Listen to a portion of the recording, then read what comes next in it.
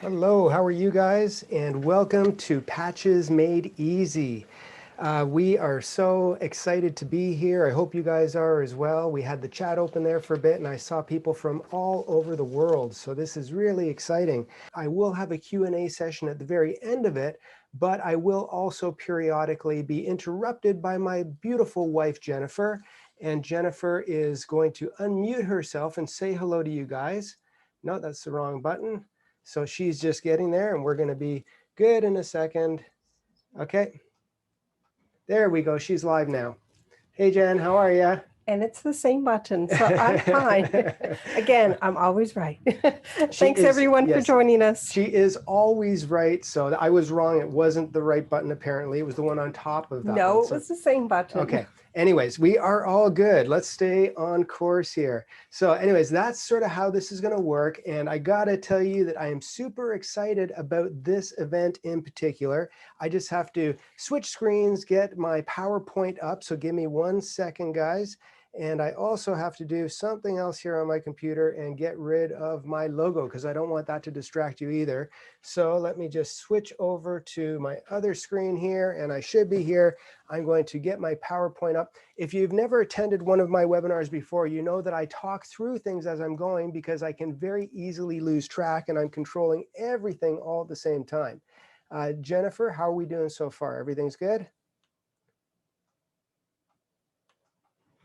Yes, everything's good. A lot of people saying hello from, as you said, all over, and a lot of very, very excited people. Well, I am super excited. I can guarantee you that I am the most excited person here. And it's kind of for good reason. This is Patches Made Easy. And one of the reasons why I am so excited is because this actually has been in the making for about 4 years. We did actually do a ton of events. If you've known me from years past, I've been an educator in the commercial and home industry for probably close to 25 years now. Started in the commercial, moved into home. And 20 of those 25 years, I did a lot of traveling. I was on the road a ton. And that obviously is not the case right now, but it's been kind of refreshing. But anyways, 4 years ago, I was still doing dealer events. We would go into a dealer store and we would do hands-on events and we would teach usually a 1 or 2 day class and we would show different techniques, appliques, Mylar, fringe, foam, all that fun stuff in the hoop projects. But the last year and a half of my doing live events, I did do a class on making patches. And since that time, I have been working behind the scenes kind of I guess, refining this whole process a couple of different ways. So this is going to be cool. The files that you're going to be seeing, I did work on for probably about the last 2 years in getting ready and prepped for this. So this is going to be kind of unique. I'm going to show you guys a bunch of slides because our story didn't start with me. We actually are a business. Our original name is Dress Crest, which is another word for patches. Embroidery Company Limited. So we've been around for 63 years. This is our 63rd year in business. I'm 4th generation in this company.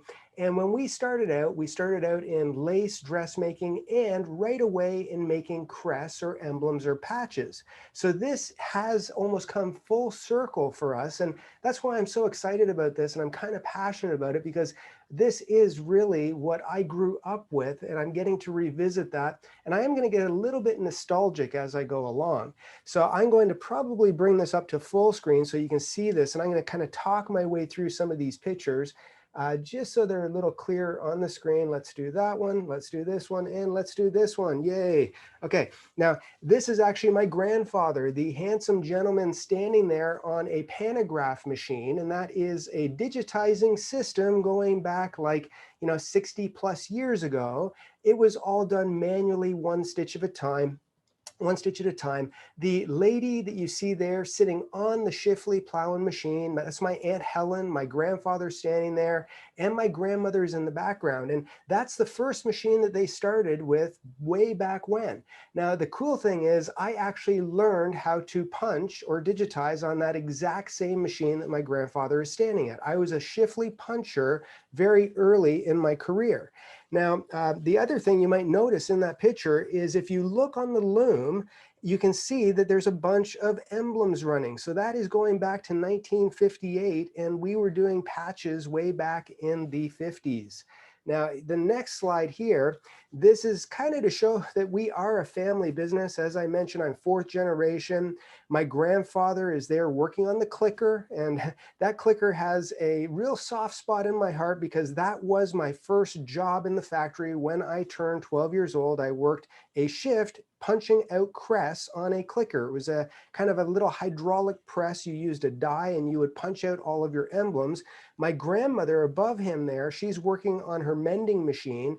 And if you're interested, there are a couple videos of my grandmother actually doing some mending on our YouTube channel, the same machine. And that machine is, I don't know how old, but it was a real art to actually fix those. Now, the beautiful young lady standing on that Shifley machine there, that's my mom. My mom, you know, she grew up in the business as well. She's retired now. She was my boss for many, many years, but they were running emblems at that time as well. No, I'm your boss. Is the mic on? Okay, yeah, Jennifer just said now she's my boss, and you're kind of right about that, Jen.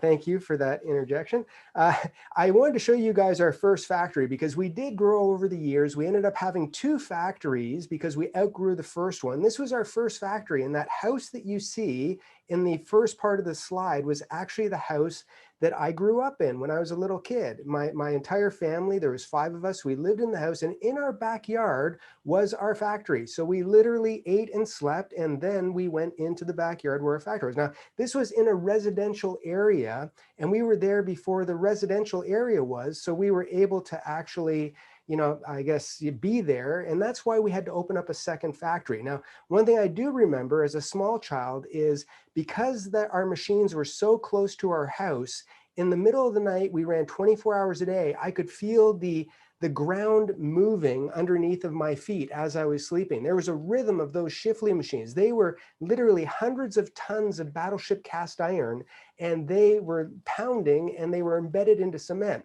And I remember as a kid hearing that, and it kind of put me to sleep. When my mom and I moved away from my grandparents' house, and I was about 7 or 8 years old, I remember I had trouble sleeping the first little while when we went into our apartment because I didn't have that heartbeat of the machines actually lulling me to sleep. So it was really kind of a cool thing from our past. Now, this is actually my grandfather in the 70s. I think this is 1973, if I'm not mistaken. And he was at I guess a show where they were showing, I think it was a gift show in Toronto, and they were showing our emblems because we were really into the tourist industry, and we did a lot of commercial patches for corporations, companies, Girl Guides, Boy Scouts. We did stuff for the military. We also, if you look underneath of the dress crest embroidery sign, there's a little wall of patches there. And those patches are actually these ones right here. My grandfather did in the early days of our business. We actually did licensed emblems for Disney. So these are back to 1973. And it was kind of really cool because I remember as a small child in school, this was a great form of currency. I could trade these for all kinds of things when I was a kid. So it was kind of fun. So that's sort of what I remember as a kid growing up in the 70s. And here's a few other pictures back into the 70s of our factory. And this is my grandmother's original factory. It actually had 4 Shifley machines. So there was literally, 10-yard machines with 2 different I guess, looms on each machine, and it would run 20 yards of fabric at the same time. And we had lots and lots of people in the neighborhood who we hired because there's a lot of finishing of the emblems. You had to cut them out, you had to marrow them, you had to set up everything. The gentleman standing at the very right side, he is a puncher working on a pantograph machine. And you'll notice there is a lady in the middle picture, a gray-haired lady. That beautiful lady is actually my great-grandmother. My great-grandmother used to come and work in our factory as well, and that's why I can say that we are 4th generation. And all 3 of my kids are in the industry now, and that actually makes it 5 generations. So when I say I'm kind of excited about patches, it's because this is really our legacy. This is where it all began for us as a family. And I just think it's really cool that we're going full circle and back to it. Now, I did want to explain a couple of little things to you guys. I'm going to turn on my highlighter here, which I believe I have a laser pointer. Yes, I do. Awesome. So let's just see here if I can go back over. And yeah, there's a little laser pointer. Now I'm going to go to the next slide. This is actually what a Schiffley machine looked like, just so you know. There were two looms, one on the top and one on the bottom, and it ran on jacquard paper tape. There was no CDs in those days. It was a jacquard tape that actually had holes in it, and when it went through the pantograph here, this thing, it had little pins, and it would tell the machine to move right or left or up or down on the actual sash frame. Now, you also had to prep your material, and I remember in the old days, we had these big long tables in our factory where we would span out 10 yards or a little more than 10 yards of material, and we would have to wax the material first. It was a cotton drill material because polyester wasn't really made in those days. And we would wax the material first, and then we would put a buckroom, which is like a crinoline material, as well as pellon. So we would have a 3-layered sandwich, and then you would span them onto the big loom. And you'd actually have little hooks at either side and hooks all the way across the top, and you'd span up 2 looms, and then you would span up or roll them down depending on how many emblems you were doing. Because you have to remember that there were absolutely no trimmers on these machines. There was, no trimmers. You were literally running between 114 and 680 emblems all at the same time. And you would do each color, like 5 different rows of the same color, and then you'd move the loom back up and you would complete the second color by matching up the trowel lines. It was really an incredible process. Yes, Jennifer? Helen's asking, what happened to those old machines? Well, the old machines, the first group from my grandparents' factory, we actually ended up selling back in the 80s to a company from India. And they came and broke down hundreds of tons of battleship cast iron. And I do remember my grandmother crying at that time because that was her side of the industry. We had 2 factories. That factory was the Schiffley factory. The other factory had 2 Schiffley machines, and we had 136 multi-heads. We literally did do approximately 10 million pieces of embroidery a year. With the Girl Guides alone, we had between 2 and 4 million pieces of embroidery every single year. Those little brownie 1-color emblems that were back in the 70s, that's what we did. And yes, we did not make a ton of money because we sold those, I think, for like 4 or 5 cents. So it was a penny business, but it was a high volume manufacturing business. So all of that equipment went offshore. And to be honest, I think it might still be running today. The way those machines worked is there were needles that ran across the looms, and you would choose the quarter based on how far apart you move the needles from each of the pieces of thread that were there. The other thing is, you have to remember that if you wanted to change colors in those days, you would literally stop your machine, because I was a puncher and then a watcher, and I worked as a shuttle boy, but we would yell changing into the factory. Everybody would stop what they were doing, run to the machine, and you would literally change over threads, like 100 to 600 of them at a time. If you hate changing colors, imagine doing 600 of them to get to the next row. So, and here, the machines were obviously slower in those days, but if you were going to rethread a broken thread as the machine was, working, you didn't stop the machine. You actually rethreaded it, took a little hook behind your ear, and you timed and rethreaded the needle while the machine was running. If a bobbin ran out, you did it while the machine was running. Workman's compensation wasn't too happy with this equipment. It was a little dangerous, but that's the way it was. And I do feel really honored and really blessed that I was able to actually work. I started at the age of 17, so I've been digitizing for 37 years now, but my first couple of years was as a Schiffley puncher. And I had to punch for these big machines, and it really laid a foundation that I've carried forward to this very day. If you've taken any of my training, it all goes back to the people who taught me when I was a young man. Any questions, Jen, or are we good? We're okay?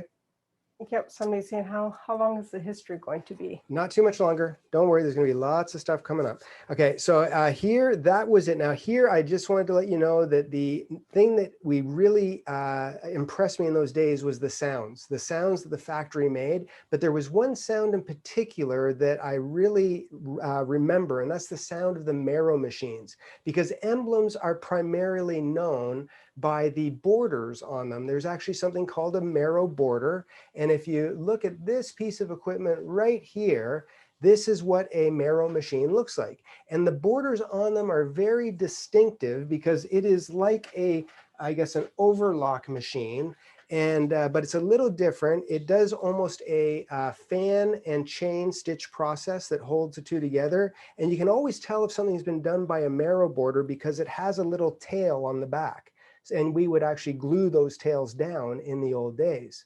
Okay, so when you have a true Merrow border, the reason why these are so popular is a Merrow machine is a separate piece of equipment, but it also goes incredibly fast. You can actually put a border around an emblem like this in a matter of seconds.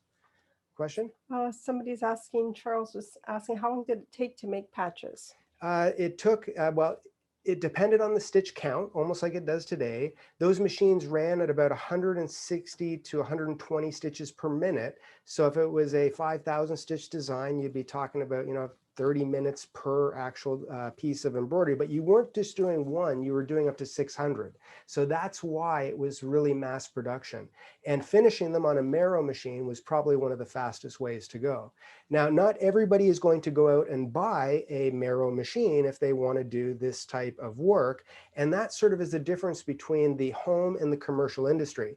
Now I'm going to show you something because we have really developed a stitch that and this has been around forever and ever, but we did it. And I do want to let you know that the files that you had included with this webinar, and you only got them free if you're at this live webinar, are files that I digitized manually. And we've already had questions where people are saying, how come there's no EMB files, which is my working file for Wilcom? The reason why is it took me a long time to digitize them. There was a lot of manual work done after I digitized them, and they should not be resized at all. They will run perfectly at the actual size that they were done at. So I included the stitch files, PES, all of the different machine formats, but the results that you're going to get are pretty amazing because if you look at this one right here and you compare them, the first one is the Merrow border done with the Merrow machine that I showed you just a moment ago. The second one is actually a Merrow or a simulated Merrow effect that is done on a regular embroidery machine.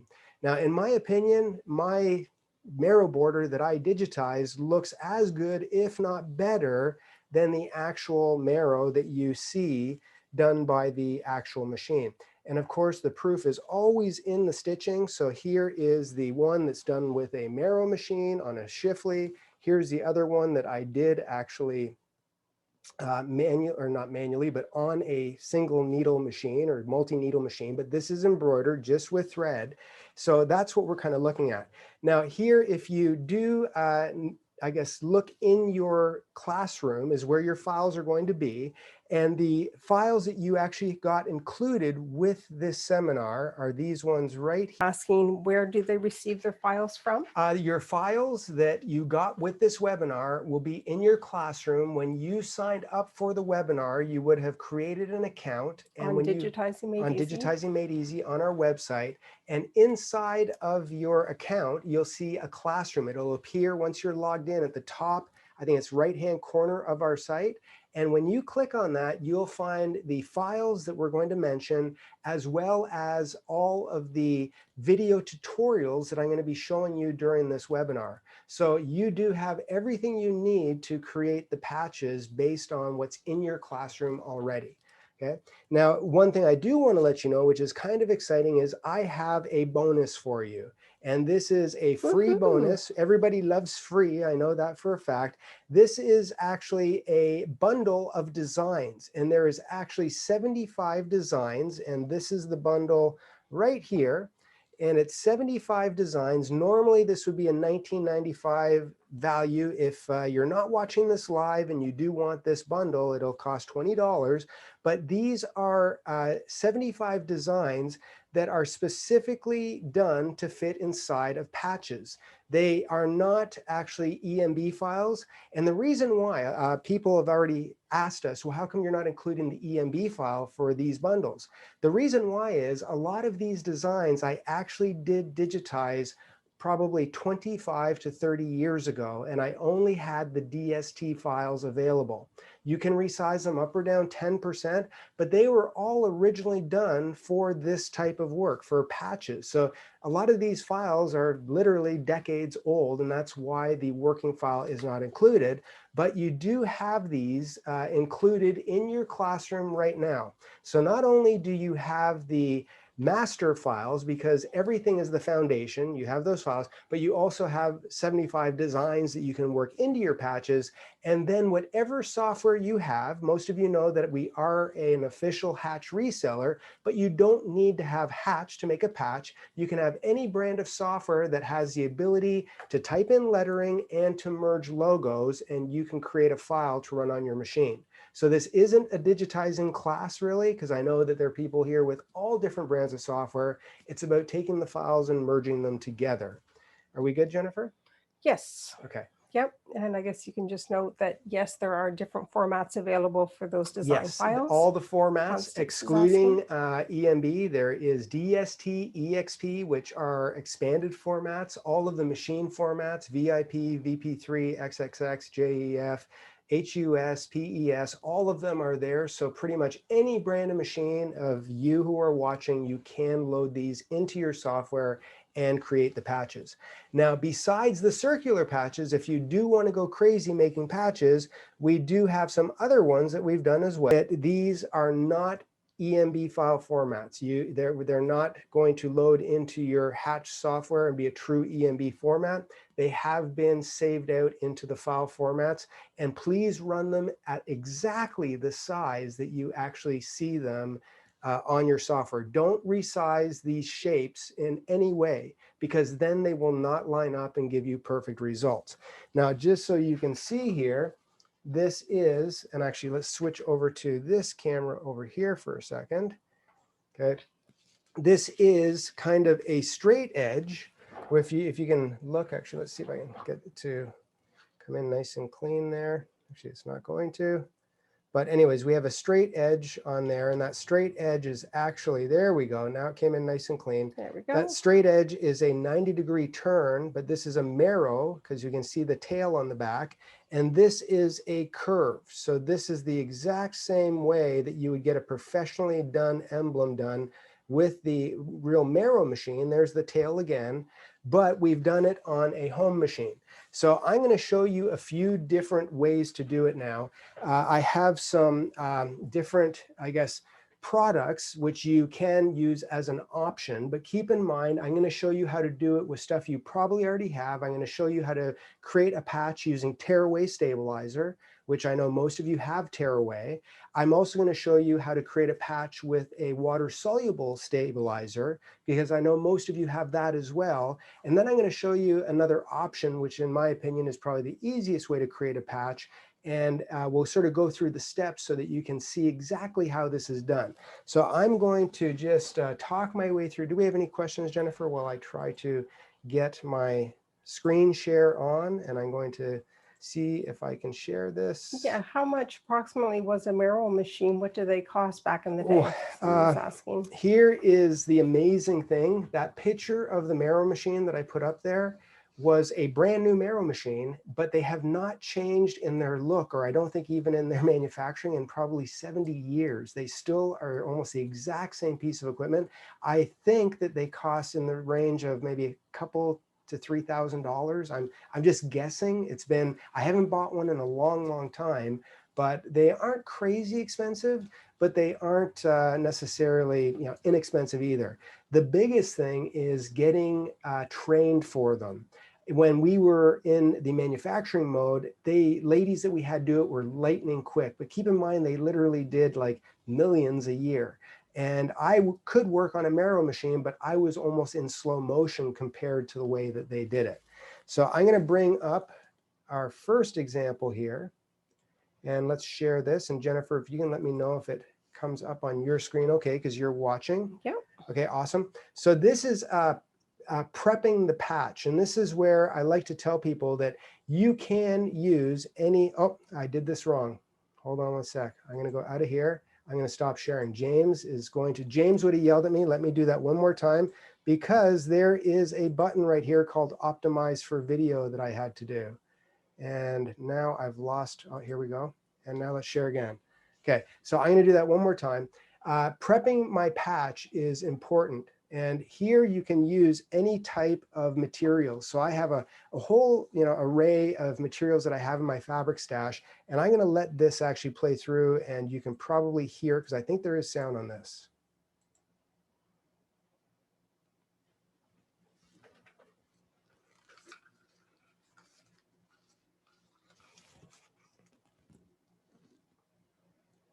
Yes, that you actually make sure that you... Sorry, okay, guys. Well, we know everybody has a fabric stash, and you can use pretty much any fabrics that you want, whether they're cotton twills, poly twills, felts, anything you want to use, you can actually use to make a patch. But I would suggest that you actually make sure that you back the patch first. Now, there's two products that I would suggest using. One would be a no-show mesh product, which does come in 3 different colors. I'm using black here. It actually has a fusible interfacing on the inside. So one side is fusible, the other's not. Or you could actually use a double-sided fusible, and this is our tacky patch product, and this actually has a double adhesive, so it will stick on the one side and then becomes tacky on the other side when you put it down. And you can put these on either with a household iron or with a heat press. And what it's going to do is it's going to end up giving you a backing that will reduce the fraying. So once it's adhered onto the actual fabric and you cut it, there'll be absolutely no fraying on the edges. And it gives a little bit more stability within your patch as well. So I have my heat press set at 260 degrees Fahrenheit for approximately 12 seconds. And what I'm going to do is I'm going to take a Teflon sheet, and I'm just going to put it down really quickly over the bottom part of it so that it does not actually stick.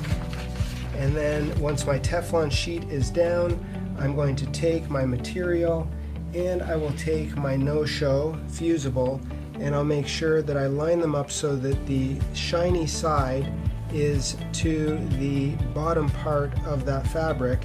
And then when I put it on top of each other, I'm going to lay it down just like this, make sure it's on the actual pad, and then I can take another piece of Teflon if I want, and I'm going to make sure that I fuse this, and I will fuse it for the 12 seconds.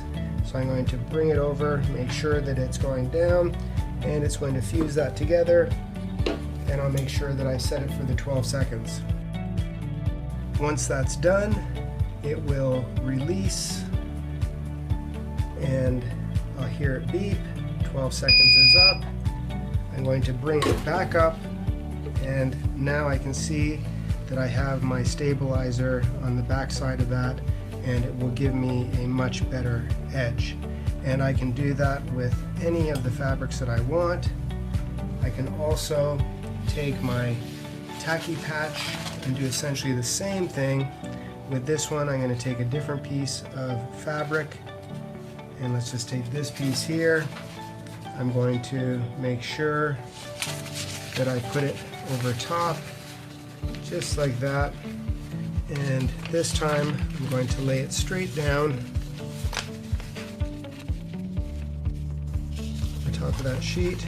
I'll put a piece of the Teflon over top of it. Now I'm just going to make sure that they are lined up. Same thing, make sure that I put that on. Do it for the 12 seconds.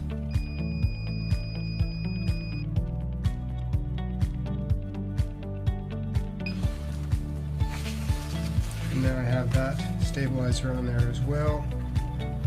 And now I can hoop that or cut it however I want, and it's going to actually give me a tacky patch back.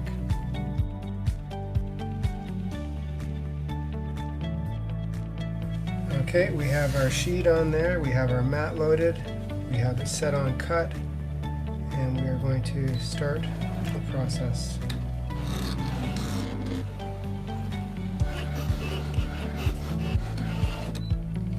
Finish cut. And there are 3 pieces that are ready to be cut out and put directly on with the tacky patch back.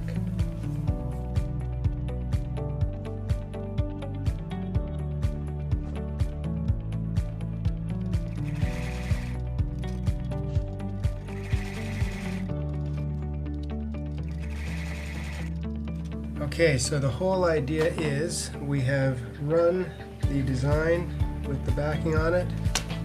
We're going to remove it, and I'm going to cut all of these out individually.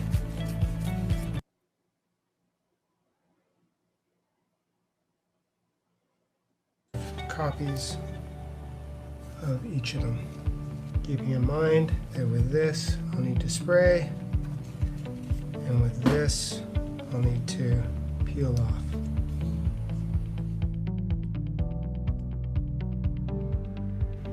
For the patch-backed poly twill, we are simply going to load our poly twill onto our cutter and press start.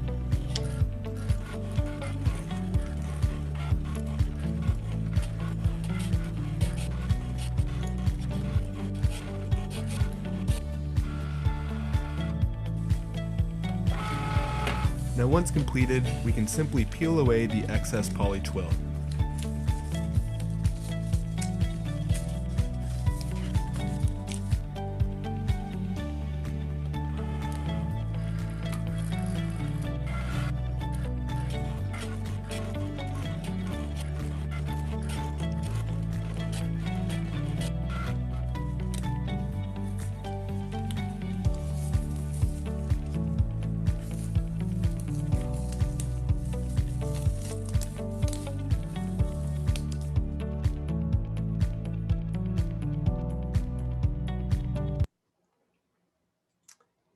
Okay, so those are the three kind of methods, and I do have a sample here of the no-show mesh with the fusible.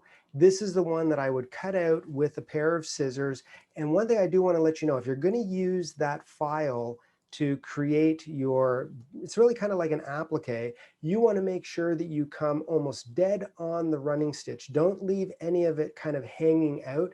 It is actually sized to fit perfectly within the design files that you'll then run as the patch. The whole idea with these is you want to get a perfect patch. You want there to be no finishing, no fussing with it, no messing with it. It just should come out 100% perfect because it is basically made for each other. Now, the other one was the tacky patch, and that is the one where instead of having to use a no-show and then use some 505 spray adhesive to put it in place, and there's nothing wrong with that. This one just makes it a little bit easier because you peel off the backing and this literally does become tacky. And then you just put it down right over the outline that we're going to see next. Now, you did also see a product called polyback twill, I think it's called. It's like a tongue twister. Say it really quick 10 times over. And I'll explain a little bit about that product afterwards, because that's something that we have actually formulated as a special recipe for doing patches that will give you the best results. But I'm going to show you how to do a patch using a tearaway stabilizer for the second step. So the first step is creating your outlines. Yes, Jennifer. Somebody was asking if you could show the back side of one of those emblems. The back side of the emblem, and that is going to come up afterwards as well. You're going to see this. It looks perfect. It is finished, and it is exactly the way a professional patch should be. I mean, patches should be perfect. They should have nice clean edges, and they should be clean on the back. And we'll show you that a little bit later on. So I'm going to go, do we have any other questions, Jennifer, or should I go to the next? Go ahead. Okay, awesome. There is more questions, but go ahead. Okay. I'm going to share the screen again, and I'm going to make sure that it's set up for optimized video, because that's what James told me to do. And I'm going to use a tearaway now. Now, this one, I know that there is no sound, I believe, so I'm going to let it start playing. There might be a bit of music here, but no sound.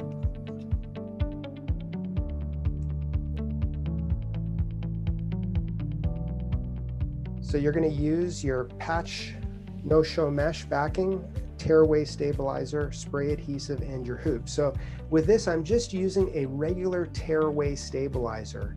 And this is probably my least preferred product to use, and you're going to see why in a minute. But this is the first stitch of the patch design, which is really your placement stitch. Now you're going to take that patch, which has the no-show mesh fusible, and you're going to put a little bit of your 505 or KK spray down, and you're going to line it up perfectly to the outline that's there. It will fit 100% on there. And then the first thing it's going to do is a double run stitch. So it's going to go around twice to give it a bit of strength, and then it will do a zigzag, cleaning up the edges, and it will finish the outer side. Now, we did have a lot of fun with actually doing Mylar with these as well, because Mylar gives you a metallic look with a very low stitch count. So I threw a piece of Mylar on here, and even though I'm using custom lettering in my software, I reduced the density so that it would give me a reflective metallic look with very, very few stitches. So now it's doing this part of it. Now, as it continues to sew through here and this is just holding the Mylar in place, you're going to see that it's going to start putting a bunch of fill stitches down, and then it's going to outline it. And keep an eye on the bottom left-hand side of your screen as we kind of keep going on this, because you're going to see that it's starting to pull up a little bit. This is why I'm not a huge fan of actually using just a stabilizer that is a tearaway, because it's already starting to come loose and then it tears away very easily. The other reason why I'm not a big fan of using a tearaway is when I tear it away, I have a whole bunch of little fluffies that are around the outside of it. And if I have to clean those up, I'm actually getting rid of the Mylar with my tweezers. So I'm just picking out the Mylar. Then I look at all of those fluffies, and I did use a soldering iron to try to get rid of or burn away all of that excess stabilizer. And it did come out pretty clean when it was done, but the misregistration is off a tiny little bit, and it's not what I would call perfect. So here is the next one where we're actually doing the design, but we're going to do it using a washaway stabilizer. And you're going to see that right away the results are going to improve drastically. So this one, same deal. We're using this time we're using actually the tacky patch backing. So this is the one that has the sticky back, so we don't have to use a spray adhesive. We're going to use a water soluble stabilizer. We're going to use a hoop, and we're going to use Mylar again. So this is the same type of stabilizer that you'd use to run lace or in the hoop projects. If you've been following any of our webinars, we've used this almost in every webinar that we have. So same deal, we're going to actually do an outline first, and this is just showing us where to position the actual piece of fabric. I tear off the paper backing, and it's just going to slide right over top of that perfectly. I just press it into place, and now I put it back on the machine. It's going to do a double running stitch, and then it's going to do a zigzag, and then do the finishing stitch again. Once it does the finishing stitch, then it's going to do the inside of it, but I'm going to lay down Mylar once again so that we get that really nice, cool look of having metallic thread without having to use metallic thread.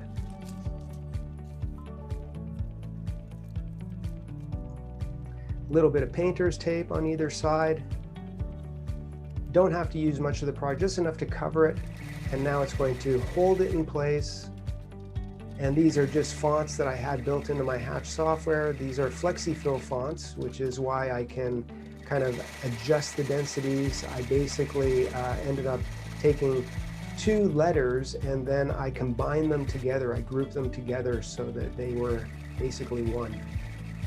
Took a couple basic shapes out of the software, did the same thing with the densities, lowered the density so that when you tear the Mylar off, it's going to look like a metallic fill, which looks pretty cool. Just tear that off. Take it out of the hoop, and then I'll cut pretty close around to the edge of it because this is a water soluble stabilizer. And in my little pin holder there, I have a bit of water. I'm just gonna dab it with my fingers and melt away the excess stabilizer. So it's a little easier, in my opinion, than it was using the tearaway, because we got better results. It was a cleaner end product. It just took a little bit more time to get it to be perfect with having to use water, but that is definitely another option.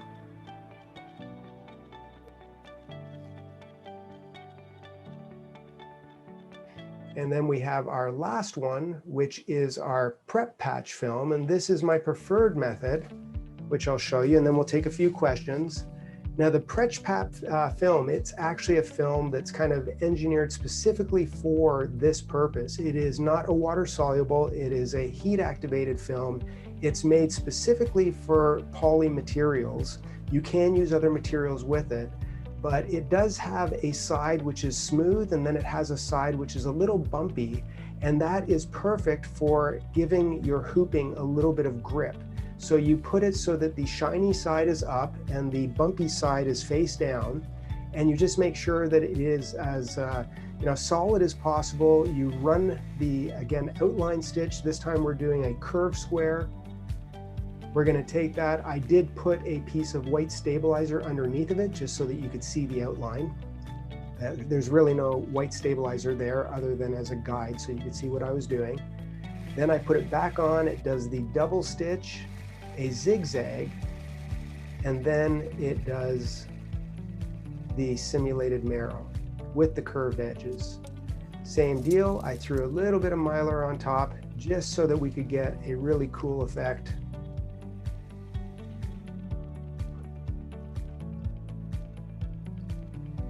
It's going to do the fill area. It's a 1.2 millimeter density. Then it does the finishing stitches.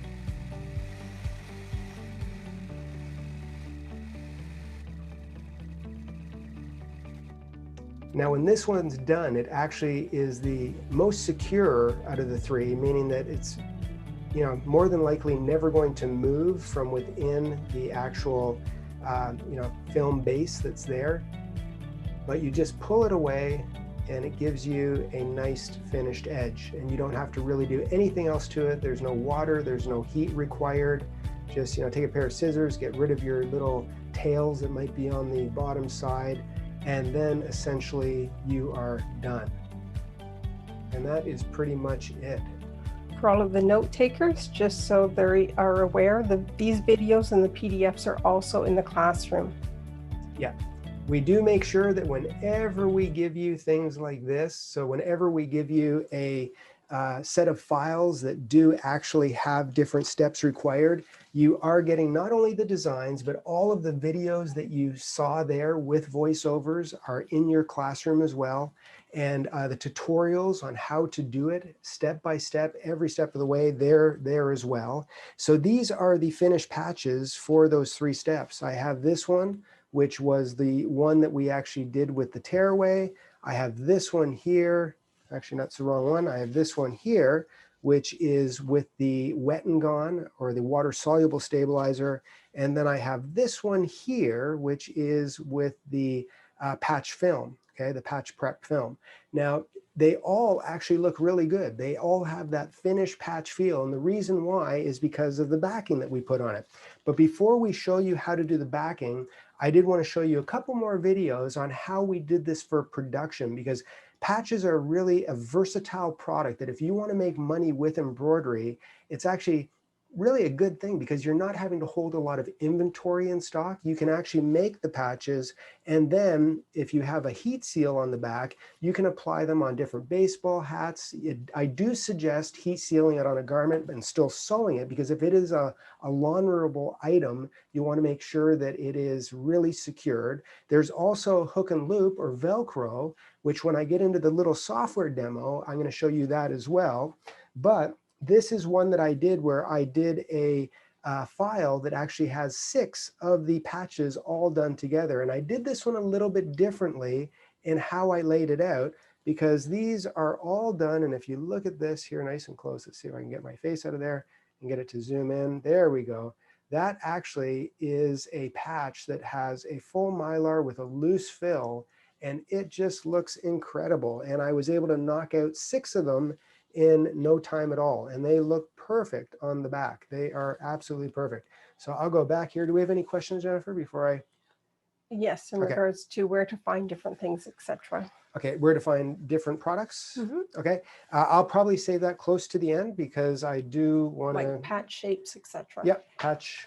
The shapes, the different sizes. Sizes. Yeah, I will share all of that with you later on near the end.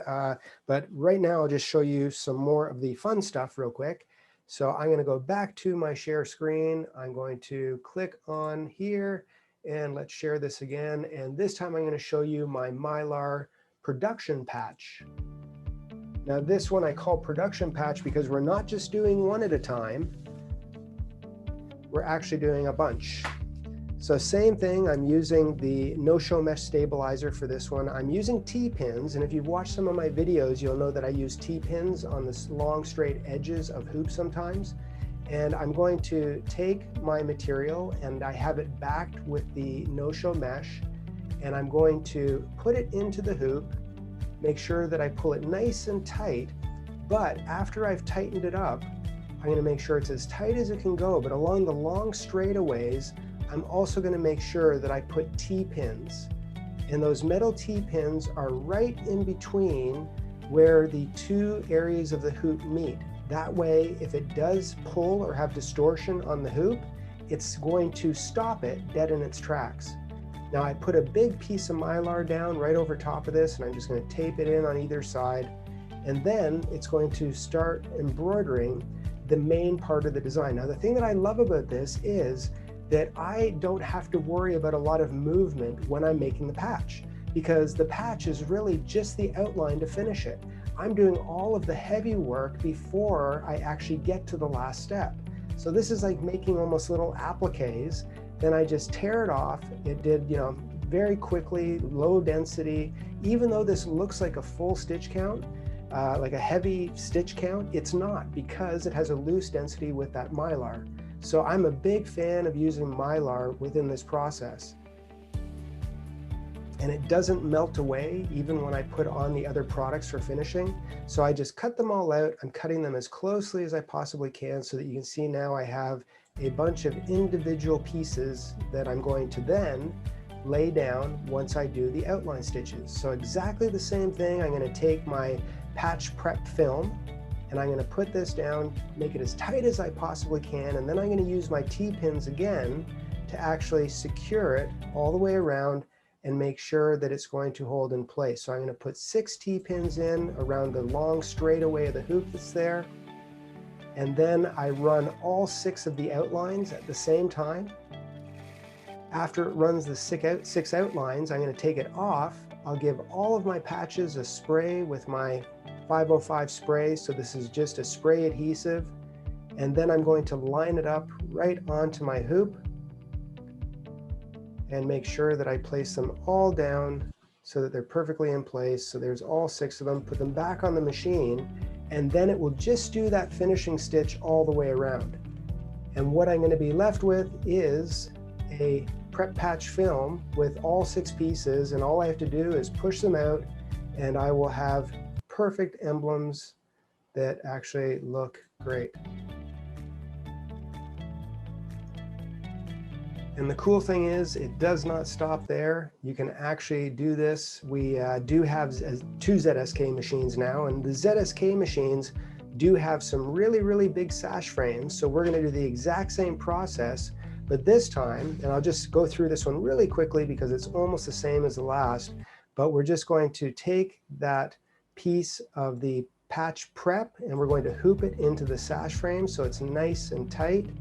And then once it's hooped in there, it's going to be drum tight. Then we put it on the machine and we're going to literally run the outlines of 24 patches all at the very beginning. Then after that's done, we spray them and we start laying down all of the different pieces, have them in place, put them on the machine, and you're going to basically have all the patches done at the same time. And we did reduce the color changes on this so that as it goes through the process, it literally does all of the pieces. And when we are done, we actually have a whole bunch of pieces that are finished with all of the outlines.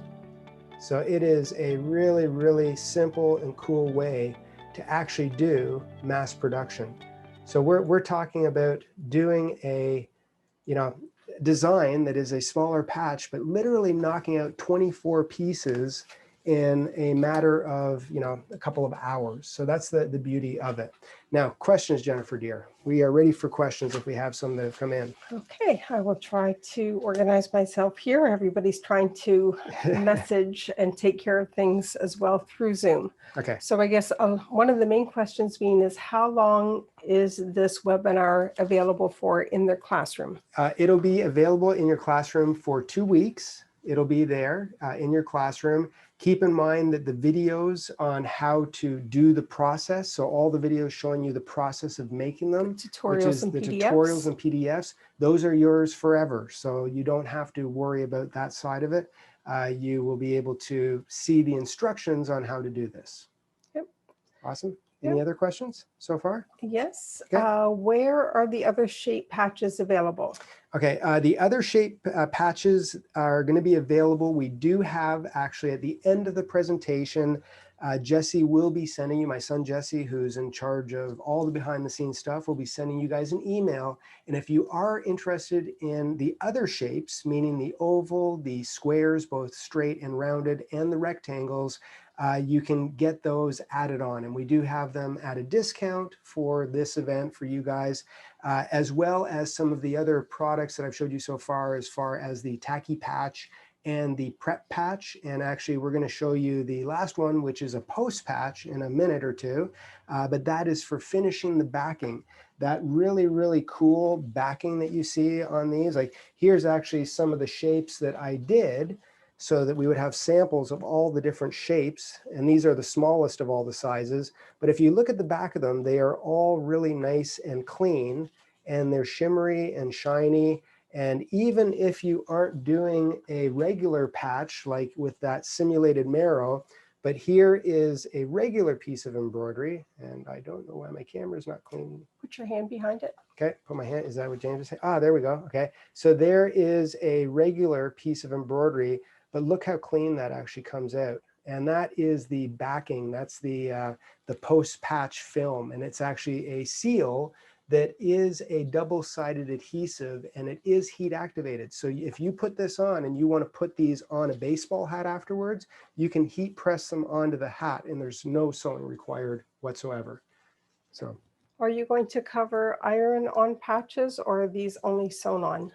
These are iron-on. If you don't put the finishing foam on, the film, and here, actually, I just want to make sure I have the right name for it. It is actually called a post-patch iron-on. So there's a post-patch iron-on film, and I'll actually show this real quick. Here is the one product that we do suggest. This is the tacky patch. So this is a product that allows you to reduce fraying on materials, and you don't have to use the spray adhesive. And in the email, you will see that.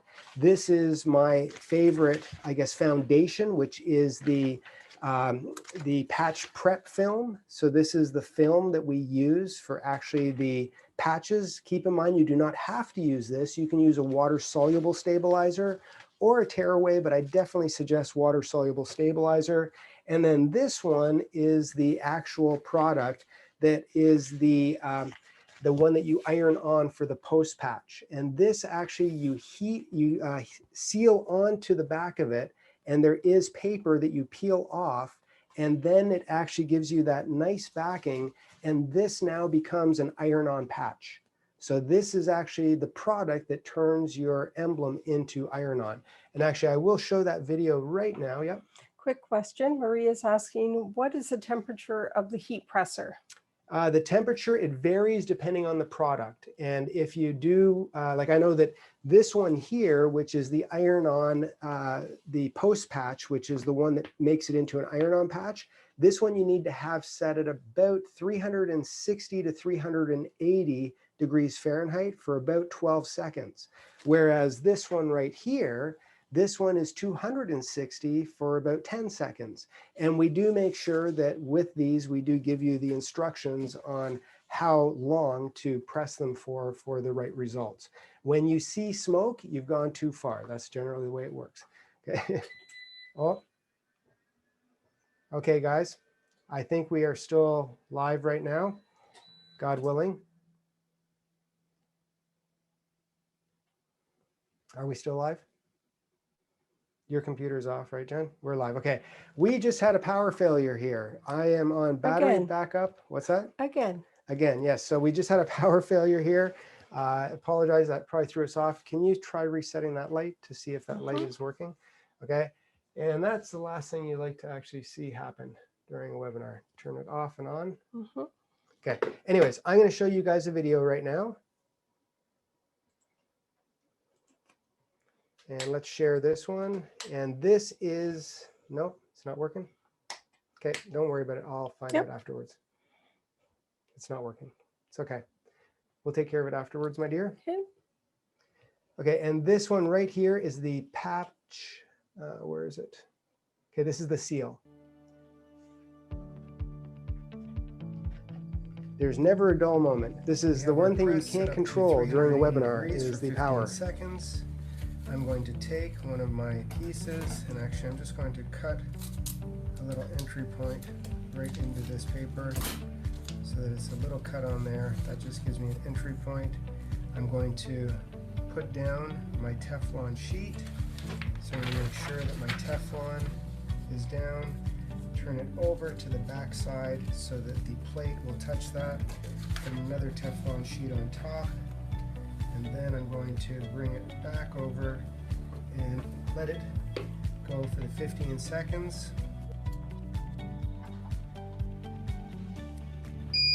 Now that it's done the 15 seconds, I'll release it. I'm going to take off the top piece and I'm going to let it cool. I could get another one started right now while this one is cooling on this sheet, so it's good to have some extra Teflon around, but I want to make sure that it cools down a little bit so that it peels completely off. If it's too hot, then you might get lots of residue stuck onto your Teflon sheet. Now that it's cooled a little bit, I'm just going to grab a corner, peel it off, and while it's still warm, this is when I'm going to go into the area that I pre-cut, and I can just come in here and I can tear it off.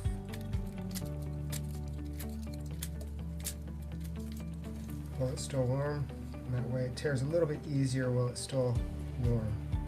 I got most of the pieces off. Then I can take my little tweezers and I can just come in here, start a little area very quickly, get rid of all the excess. Then if I want to, I can just take my scissors. If I see any little tiny pieces that need to be trimmed up, I'll just very quickly go around, trim any excess pieces, and there it is done. And it is nice and clean and finished, and it looks perfect. Okay, guys, so that is the post-patch iron-on, and thank the Lord for backups because we did not lose everything, but we did blow a fuse here. So some of our lights have gone out, but that's okay. So that's the whole process, is you're going to pre-make your shapes. And once your shapes are pre-made, then you just choose the file that is assigned to that shape, whether it was the SVG or the outline file. You literally put it in place. It does the embroidery around the edge or the inside. You put that post patch on, and then you are essentially done. Now, I'm going to do a little software demo very quickly because I want you to see the files and how they are kind of made and where I drop the designs into them so that you understand that process as well. Yes. Yep, sure. We can do some questions now. This will be going about an hour and a half, so we have time for questions. Okay. What temperature and setting is needed to iron on the no-show? The no-show fusible backing. The no-show fusible backing, I have found that again around 260 degrees Fahrenheit for between 8 to 12 seconds.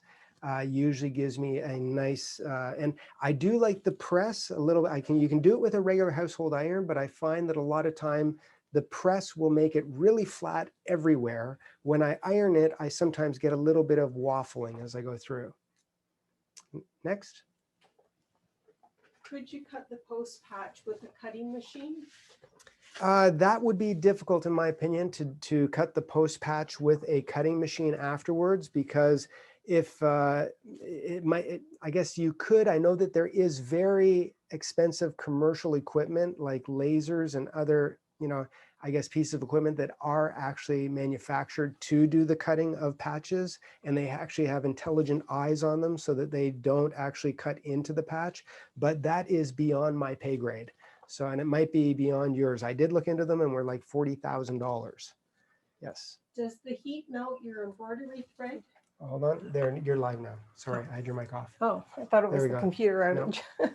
Does the heat melt your embroidery thread? And should they use cotton thread instead of poly? Beth is asking. Poly thread, I do suggest actually, and it won't melt it. If you are using a heat press, even at the highest temperature, which was 360 degrees for the iron-on post patch, I just suggest that you get some Teflon sheets. I mean, these are just regular Teflon sheets. They use them from anything from heat presses, ironing to baking. It's the same thing. And this actually will reduce all of those issues. Even the Mylar, there's no problem. Marilyn is asking, what size is the heat press that you're using? The heat press that I was using was a 15 by 15 inch heat press. I'm going to show a couple options at the end of this, which you might consider. The heat press that I did get, and I'm very thankful that I had it, but I did get a very inexpensive one shipped here in Costa Rica on Amazon, and it is not necessarily the best quality, but I'm very thankful that I had it. Yes. Can you use the soldering tool to clean up the iron material edges versus cutting? Yes, Yeah, you the could. soldering- You could use a soldering- soldering iron soldering, to, yeah. thank you. You could use a soldering iron to melt away the little excess around the edge. I find though that you have to make sure that you're accurate and quick, because it will also melt the polyester thread as easily as well. So I just took all of these and I gave them a little trim and they were fine. Kimber says, couldn't you cut the post patch to the shape and then iron it on? Post patch to the shape and then iron it on. You could, yes, you could do that as well. That would be also, but yeah, you could. You just have to be really accurate, and then it's a matter of lining the two up, putting them down, and making sure they were lined up 100%. So you could do it that way as well. Yes. Rebecca asked, do you have to tear it when it's warm, or can it be cut? It can be cut. I just find that tearing it is pretty easy while they're all warm. So when I did all 6 of these, I took them off, just kind of as they went, tore off the edges, gave them a little snip, and it was done relatively quickly. Can I use an iron for post-patch products? Yes, you can. Just make sure that you, I guess, test your iron and the product first, because our irons obviously have dials, not necessarily show you the exact temperature. So yes, you can, but make sure you test the products with your iron, because not all irons are created equal. Yes. We have lots more questions. Want me to keep going? Actually, a couple more questions. Could you use the cutter to pre-cut out the patch shape of the post patch? You could, as we had mentioned, yes, you could. And if you're really accurate with lining it up, then yes, that would work as well. But I think it might be a little bit difficult to line it up perfectly. When I downloaded the designs in Jeff, they're not labeled as to what design it is. Did I do something wrong downloading, or how do I identify what it is? That you should actually maybe put in a ticket to our office, because they should be, when you downloaded the files, it should say in the folder which folder it was, and the file should be there by their names. Okay. So that I'm not sure. Are the designs not labeled by size? Yes, they are. There, okay. Do you sell post-patch material? Yes, we do. And there is going to be an email that we send you if you are interested in any of the stuff, the design files that we've showed you, or any of the products that we've showed you for prepping or finishing them. That is an option as well. And I have one more thing to show you as well, which is kind of cool. Okay, so I'm going to keep going on real quick. I'm going to give you a very quick demo of the software, and just to make sure that I show you. So it's kind of cool. Questions? Yes. You ready? Yep. Okay, June is asking, could you use the cutter to pre-cut out the patch shape of post patch? You could use that, and that has been asked, I think, 3 times already. Okay. So that, yes, you could use the cutter to cut the post patch that irons on. The only thing is after you have this finished, so you have this design completely finished, then the issue is you have a finished emblem and you have a post patch that's exactly the same shape. Getting them to line up perfectly and heat sealing them, the odds of you not having it off by 1 millimeter or 2, you're going to probably end up cutting it a little anyways. I'm just guessing. And so you could do it either way. You'd have to test it. I just think personally it would be too difficult for me to do. Next question. Miriam is asking, what brand and model machine are you using for cutting the patches? For cutting the patches, we're talking about the cutter. For the cutter, I actually used a Scan and Cut by Brother. It's a DX, and it's a great machine. And the other machine that we use to cut out the little patches for the ZSK, I think that was a Cameo, if I'm not mistaken. So, or a Cricut, or it was one of the two. So. Okay. Belinda's asking, what if you don't have a machine to cut it?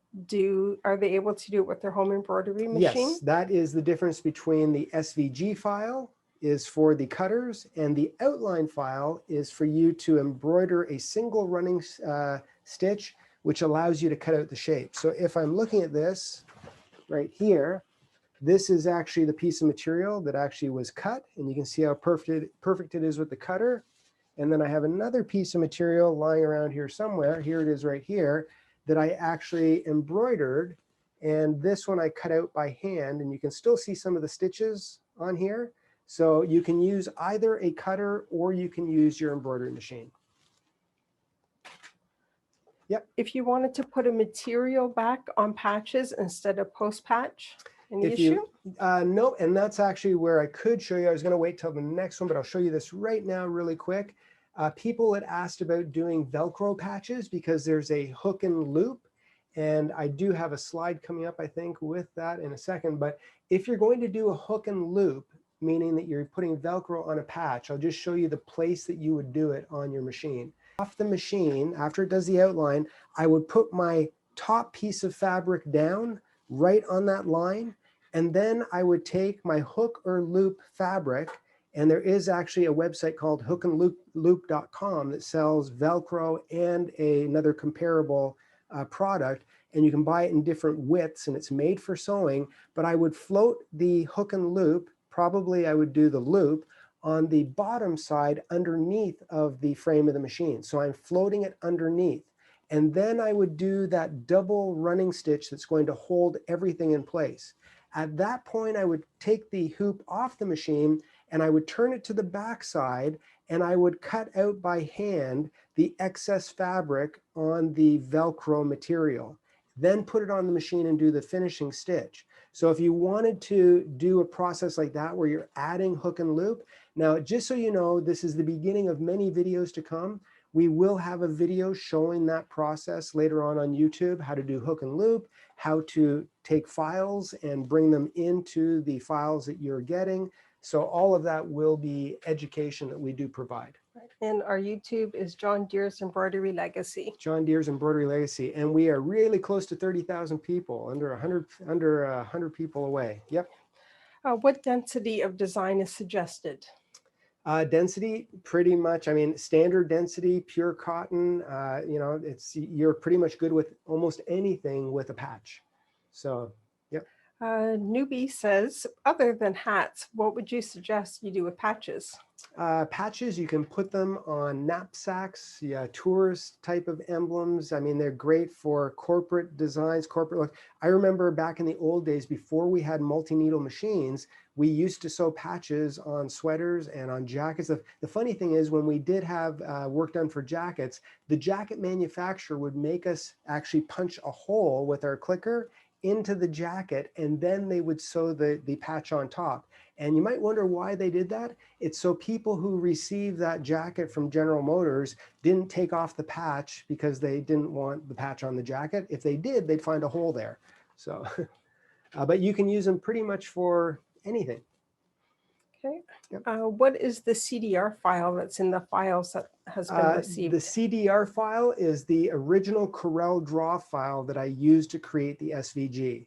So I've actually, if you have a different plotter, or if you do have a laser cutter, or if you have a commercial machine, the SVG should work. But I also made sure that I included, coming from the commercial industry, I included my original Corel Draw file. I made sure that all of these were weeded perfectly so that they gave you perfect cuts. I didn't just bring in a stitch file and convert it to a SVG.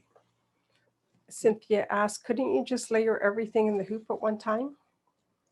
You could, but then you're doing a lot of cutting within the hoop, and there would be potentially misregistration problems afterwards. The whole idea behind these being easy is that you're literally creating the patches the exact shape as the finishing stitch so that you get these perfect edges. So you could try that, but odds are you'll have to then spend more time cutting it on the machine.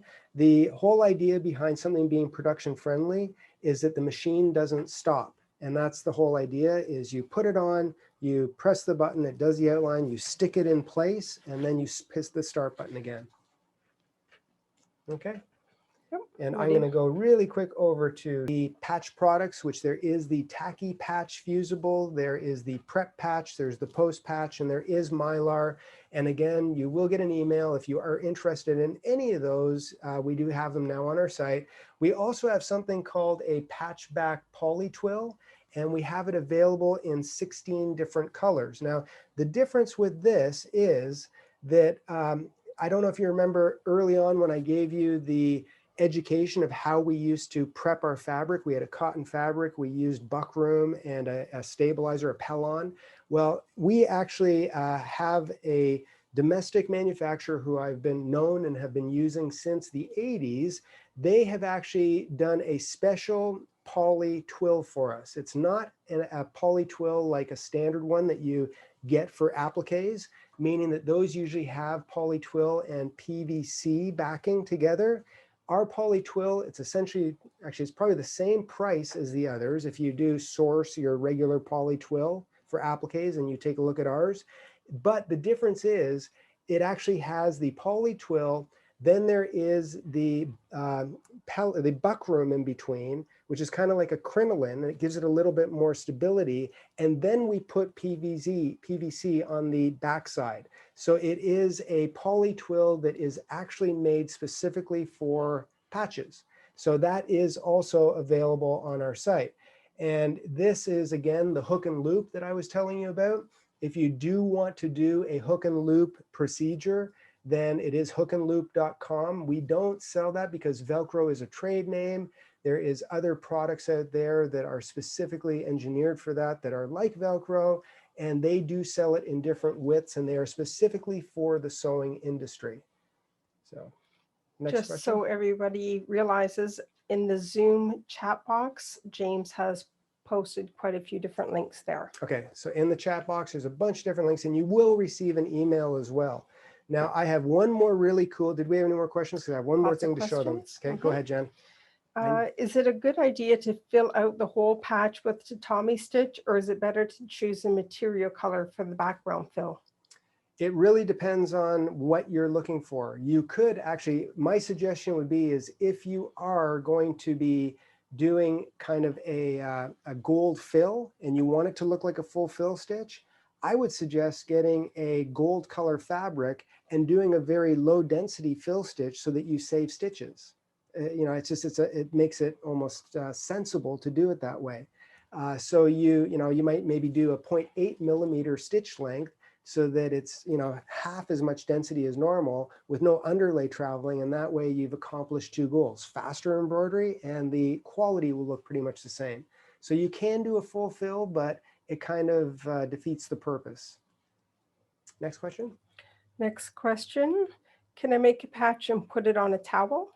Sure, you could.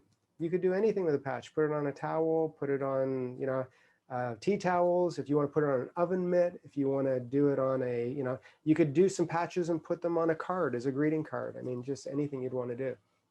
On the software, should you be concerned with registration issues due to the frame movement when doing production patches of 12, etc., like larger groupings? If you do, and we will be posting the videos online, but if you do actually do a production run with many pieces, you might want to break it into half as far as registration is concerned. So I wouldn't want to do, if it's 10 colors, I wouldn't want to do 10 colors times 24, which is 240 color changes. I would want to maybe split it in half into 12 and 12 and repeat it twice as opposed to 24 times. So yeah, it kind of makes sense. You do have to worry a little bit about registration for bigger sash frames. Okay. Can you use the outline stitch to cut the patch like an applique?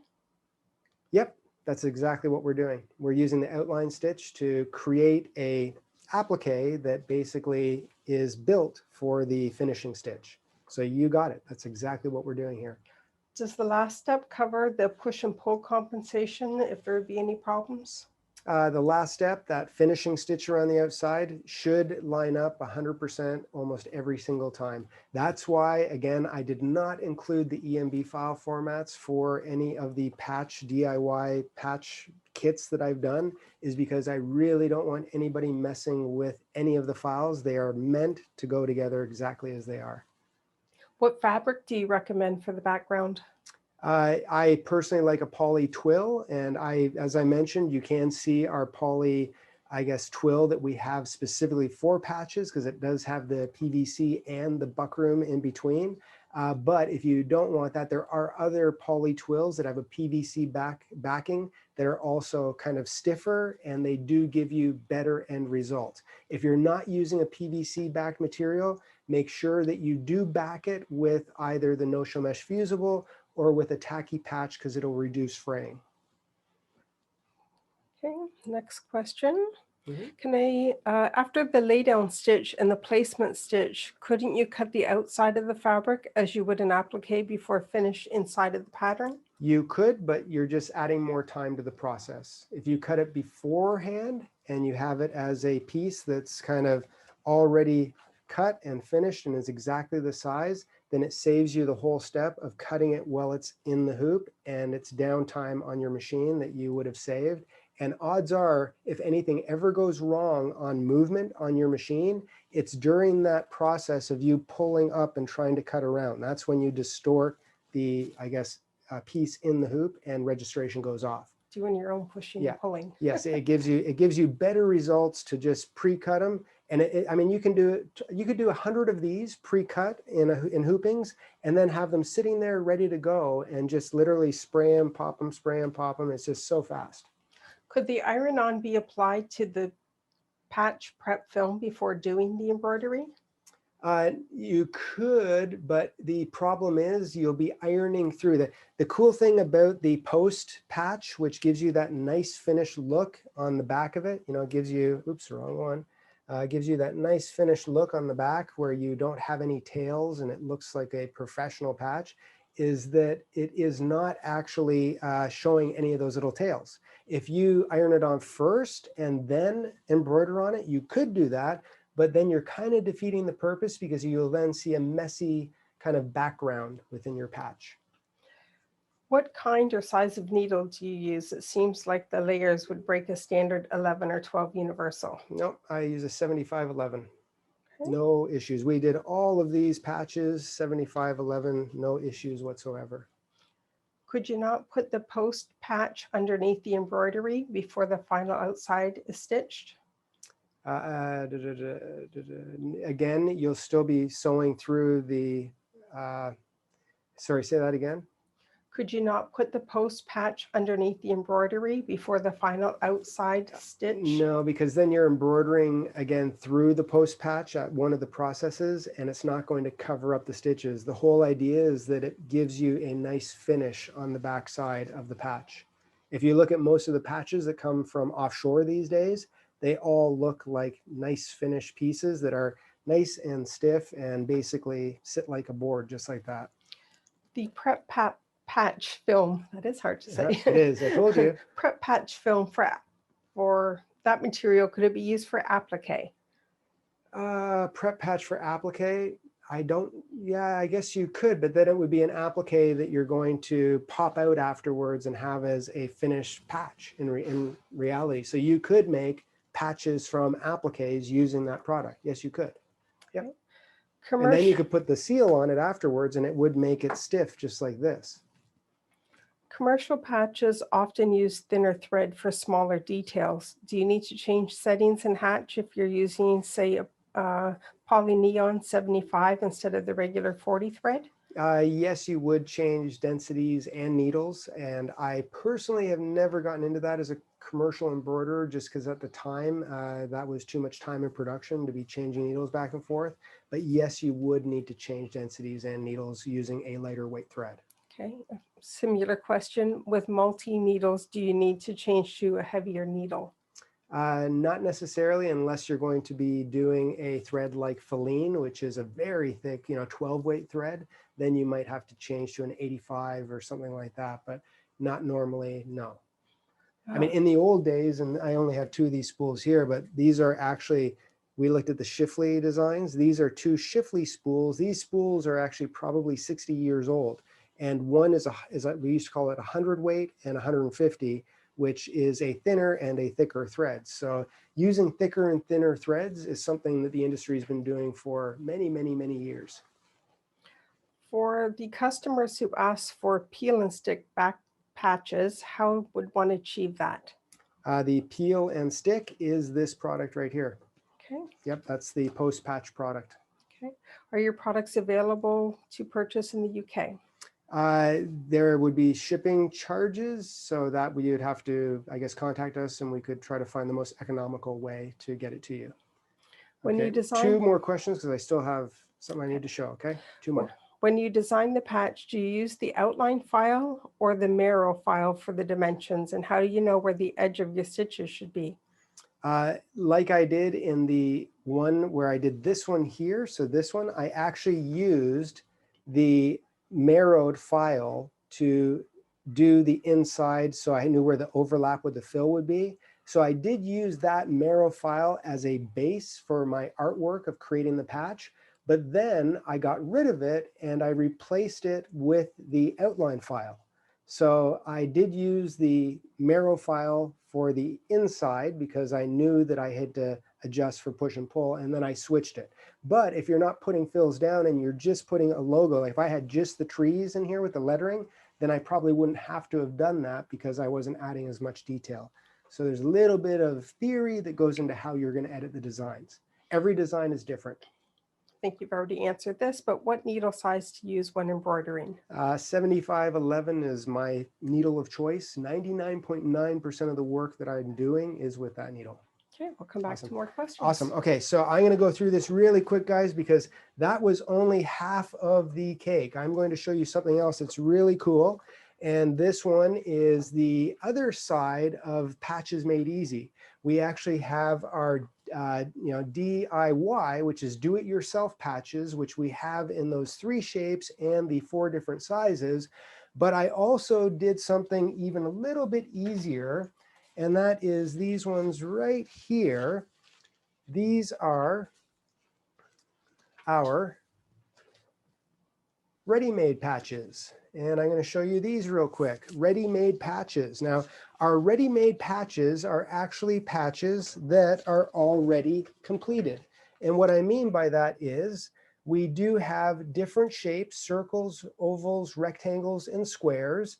And they do actually use our material, the same material that we are selling, that poly twill patch back material that has the buckram in between.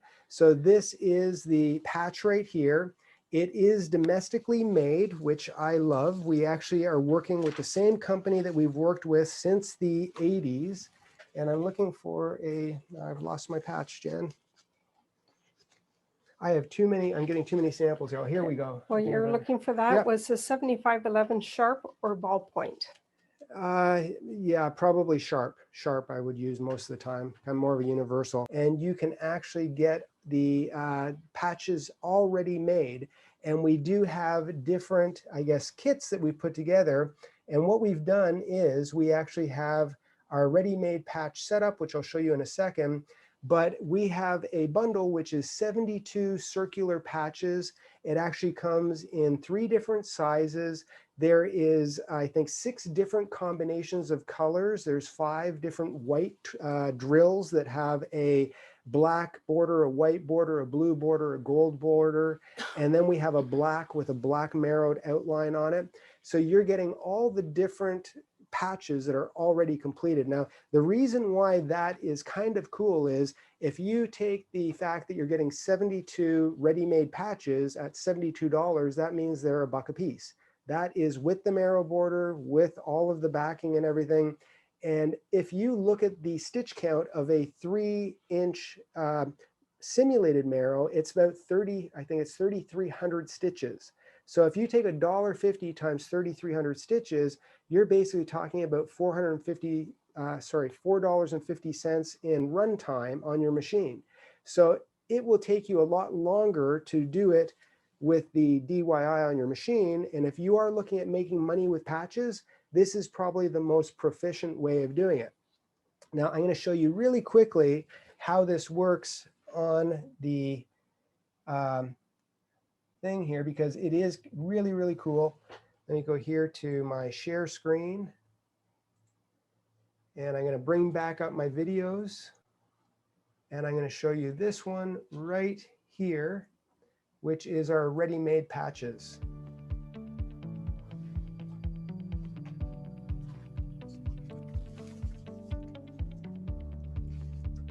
Now, the cool thing about the ready-made patches is all you need is a bit of spray adhesive, a pair of scissors. You need to have your tearaway stabilizer. So this one, I do suggest tearaway stabilizer.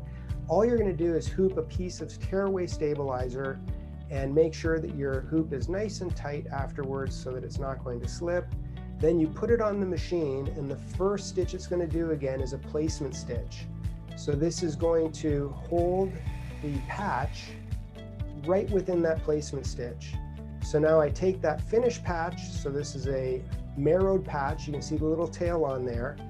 I put a little bit of 505 on there, I stick it right within the line, and then I put it back on the machine. Now, if you look at this next stitch, it actually is like a blanket stitch, but it's a very loose blanket stitch that just holds that patch into place with very, very few stitches. So that patch is going absolutely nowhere. And then what you can do is just fill in whatever you want on the inside, and you have a patch that's done in a fraction of the time.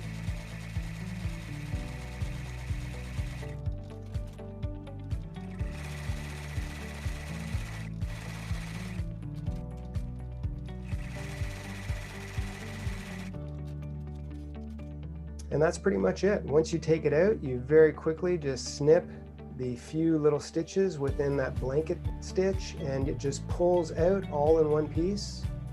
You pull it away, and then all you have to do is put some of the post patch on the back, clean up any little tails you might have, and your patch is done.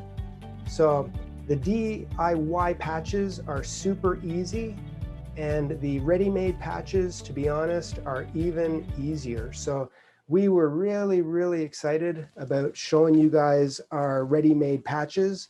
Again, they do come in the 3 different flavors. So you are actually getting the circles or ovals or rectangles or squares, and the bundle comes with 72 pieces. So it's kind of like a starter kit.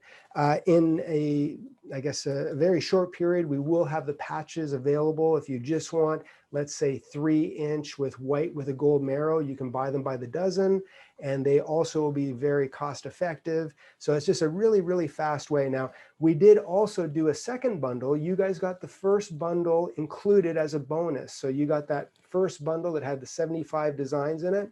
We do have a second bundle as well. And the second bundle has another 75 designs. And this one is a little bit more detailed as far as the designs are concerned. They are also not available in EMB format because most of these were digitized, probably 20 plus years ago. And we did them in the commercial days pretty much for patches. So there's 75 designs included with that one. And the only difference is if you did want to get that bundle, we do have a big bundle of all of our ready-made patches. We're calling it the Ultimate Starter Kit. And what you're getting essentially is a 200, I think it's, how many is it, 10? It's like 288 pieces. So take 72 and times it by 4, because there's 4 different shapes. You're getting 288 different patches for $259. And we're also giving you the bonus bundle 2 with that as well. So you have 2 different ways of doing this. You can basically do it as a DIY, where you do everything on the embroidery machine, or if you just want to buy the patches that are already completed and it makes it even faster and simpler, that's another option as well. So this really is Patches Made Easy. There should be a sales link that's in everyone's classroom, and an email also will be sent. So for the people who are trying to sort what and are you I saying? didn't, and I don't want to go over too much of pricing or anything like that, because you've got the circular files included, you got the starter, I guess the design bundle 1 included as a free bonus. If you do want any of the other DIY files, if you want the squares and the ovals, you can pick and choose whatever you want, or if you want to get them all, I think we have a bundle for that as well. And if James you do, again has the links in the James Zoom. has the links. If you are interested in any of the ready-made patches, it is even simpler than the first part, but we basically covered, I think, everything. This is Patches Made Easy, and this is why it's kind of, and again, the best thing is, in my opinion, our patches are domestically made. I don't know if we're going to run out of inventory on these, because I did order as much inventory as my wife would allow me to. She's laughing because my wife definitely controls the purse strings in our business. But if we do run out, which I'm thinking we might, we do actually have an order on standby, and we'll increase it, and it won't take that long to get it. So if you are back ordered, once this is all done, then please be patient, but we'll get it to you as quickly as possible. Okay. So again, James has the link in the chat box, also in their classroom, and an email is being sent. And for anybody, recently we've had some issues with our site because of so many people who have been recently on our site. We have increased the server resources, and everything should be up and working much better now. So if you get a bad gateway error, just please keep trying. It just means we have a whole lot of people on our site, and thank you for supporting us. Yeah, we have lots of questions. We have lots of questions. Okay. One more thing before we have the questions, and this I'll just show you because people did ask about the presses. Our good friends at Stalls, some of you might be familiar with Stalls. We are in the process right now of becoming a reseller for them. So you can, in my opinion, if you want a quality press, a Stalls press, you can't go wrong with, because they've been in business forever and a day. If you can be a little patient, give us a couple weeks from this webinar, we will have a link where it'll be the same price, but you'll be supporting our business. And Stalls does have 3 heat presses that I really think are perfect for this market, meaning primarily the home market. And they range anywhere from about $300 to $400 up to about, I think, $700 or $800. But there is a home press. There is a, the home press is the pink one, and I think that is like 9 by 12 inch press. There is the A to Z, which is a 15 by 15, and then they have a cap press that you can also look into as well. So those are 3 reputable presses that you can't go wrong with because they're made by Stalls. The one that I did get off Amazon, it served the purpose, but it barely made it through my my videos that I had to do. I was kind of knocking on wood to make sure that happened. So anyways, questions. Okay, so we still have some questions. If anyone else has questions to send in, now's the time.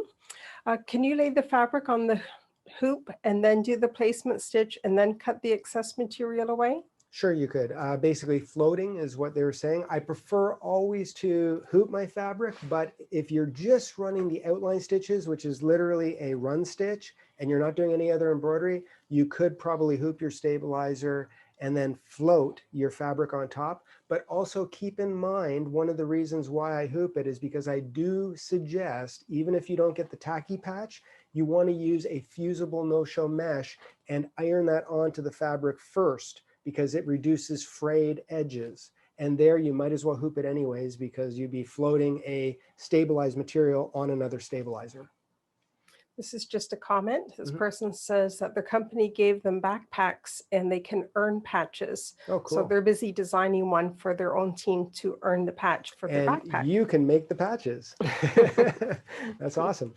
What should be considered to determine order of stitches, or does it not matter if outside is stitched early on or stitched last? As I mentioned, I will be doing a whole bunch of YouTube videos specifically on engineering patches. I did one just the other day. Actually, I wasn't going to show this till now, but I did this one just the other day. I showed this in our Facebook Live, but this is a video coming out. And actually, let's switch cameras here so that we can see this a little bit closer. This is a video coming out shortly where I did Mylar, and put my hand there so we can see it. There we go. But this is Mylar loose fill with the Canadian flag. It took me like 10 minutes to lay out that entire design, and it looks fantastic, and it's almost, it's perfect. And this is one of the designs that is within the one of the patch bundles as well, the little maple leaf. The US flag, that was another one that was within the bundle. So we do give you a bunch of stock designs.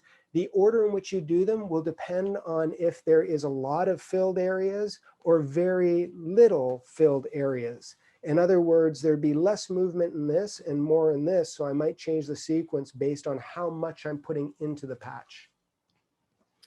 Can I purchase the do-it-yourself patch files using the Legacy Club? No, they are within, well, no, you can't as an individual file, but we do have them in our In the Hoop section and our large legacy designs. And if you are a diamond or gold member, you get bonus designs in those two categories, so many per year based on your membership. So if you have any of those bonus points left, you could use those. I think. I'm 99% sure that they were going in there. Jennifer's giving me a look, but I'm yeah, go ahead.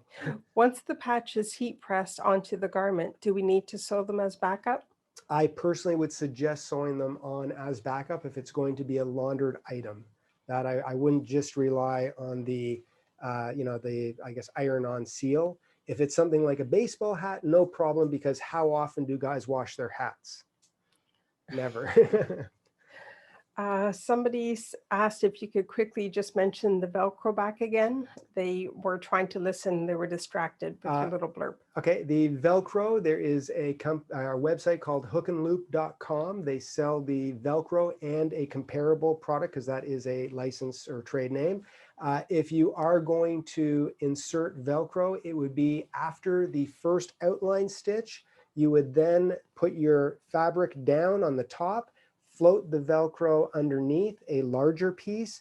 You'd run that double stitch that holds everything together, take it off the machine, turn it over to the back, and cut away the Velcro. The top patch is already placed and cut, so you don't need to cut this one out, but because you're adding another piece on the back of the stabilizer and adhering it, you'd need to cut out that one.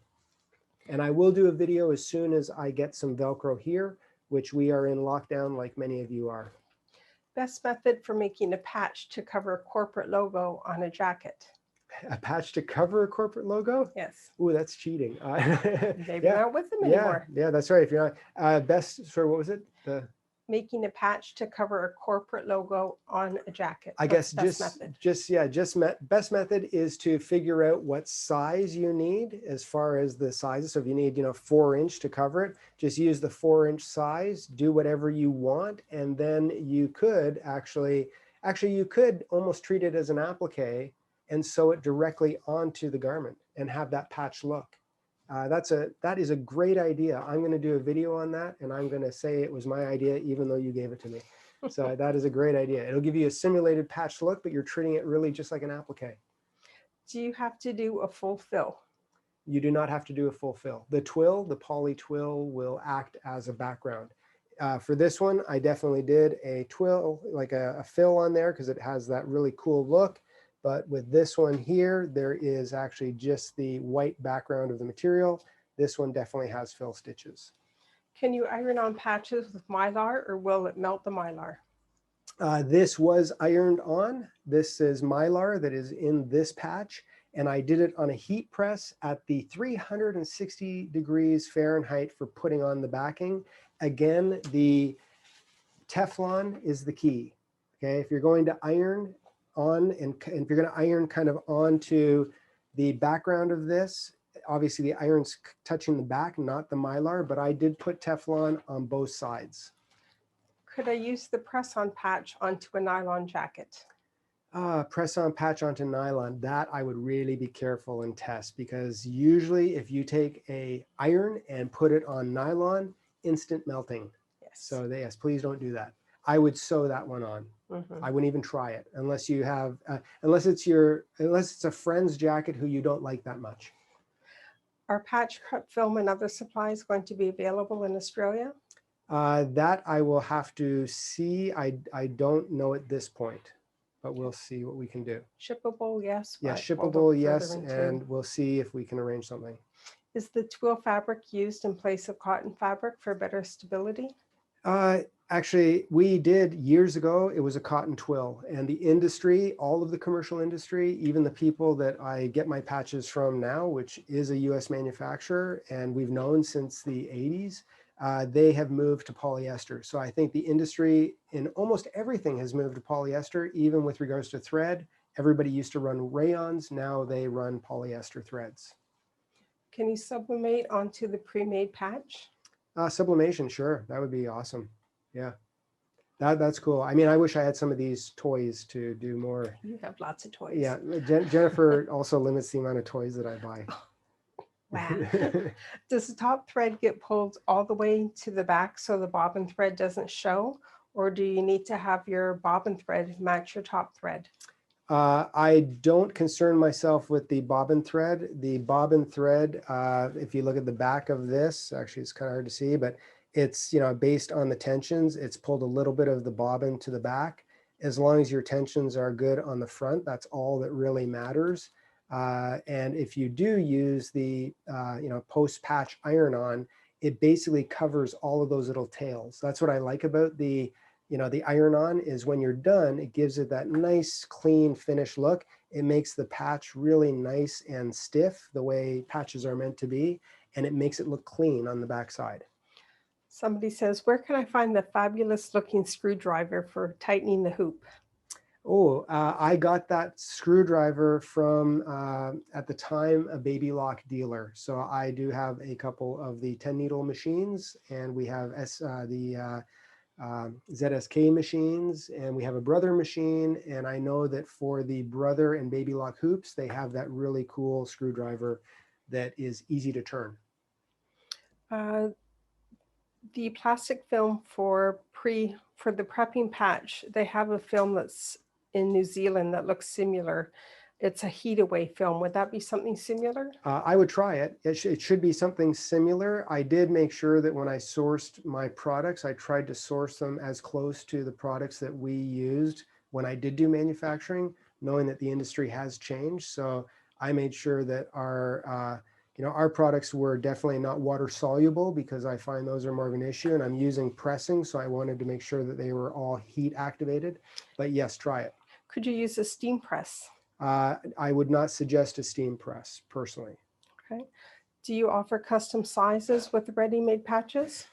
Yes, we could offer, give you an idea. When I said we have a certain amount of inventory in-house, it is substantial order. So to get the price that I'm able to offer you guys, I had to order a lot, which is why my wife limited me a little bit. But we can get custom orders done, but there's definitely minimums that get into the hundreds, if not thousands. So email contact us at embroiderylegacy.com. Yes, but that is possible. When digitizing for Mylar, how loose do you go for the density? For Mylar, the perfect density that I found is 1.2 millimeters with a travel on edge border, meaning that there's no underlay showing, because that is basically 1/3 density to a 0.4 millimeter, which is standard density. And I'm trying to make sure we wrap this up by, I guess, in the next 7 minutes, guys, so we do not go over 2 hours. Okay, so keep Yep, fast. keep going real quick. Can we use vinyl for patch material? Vinyl?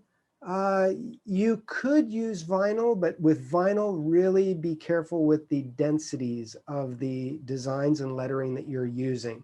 The designs that I gave you in the bundle that you got free, or if you get the second bundle, I wouldn't suggest using those for vinyl because they are digitized specifically for fabric.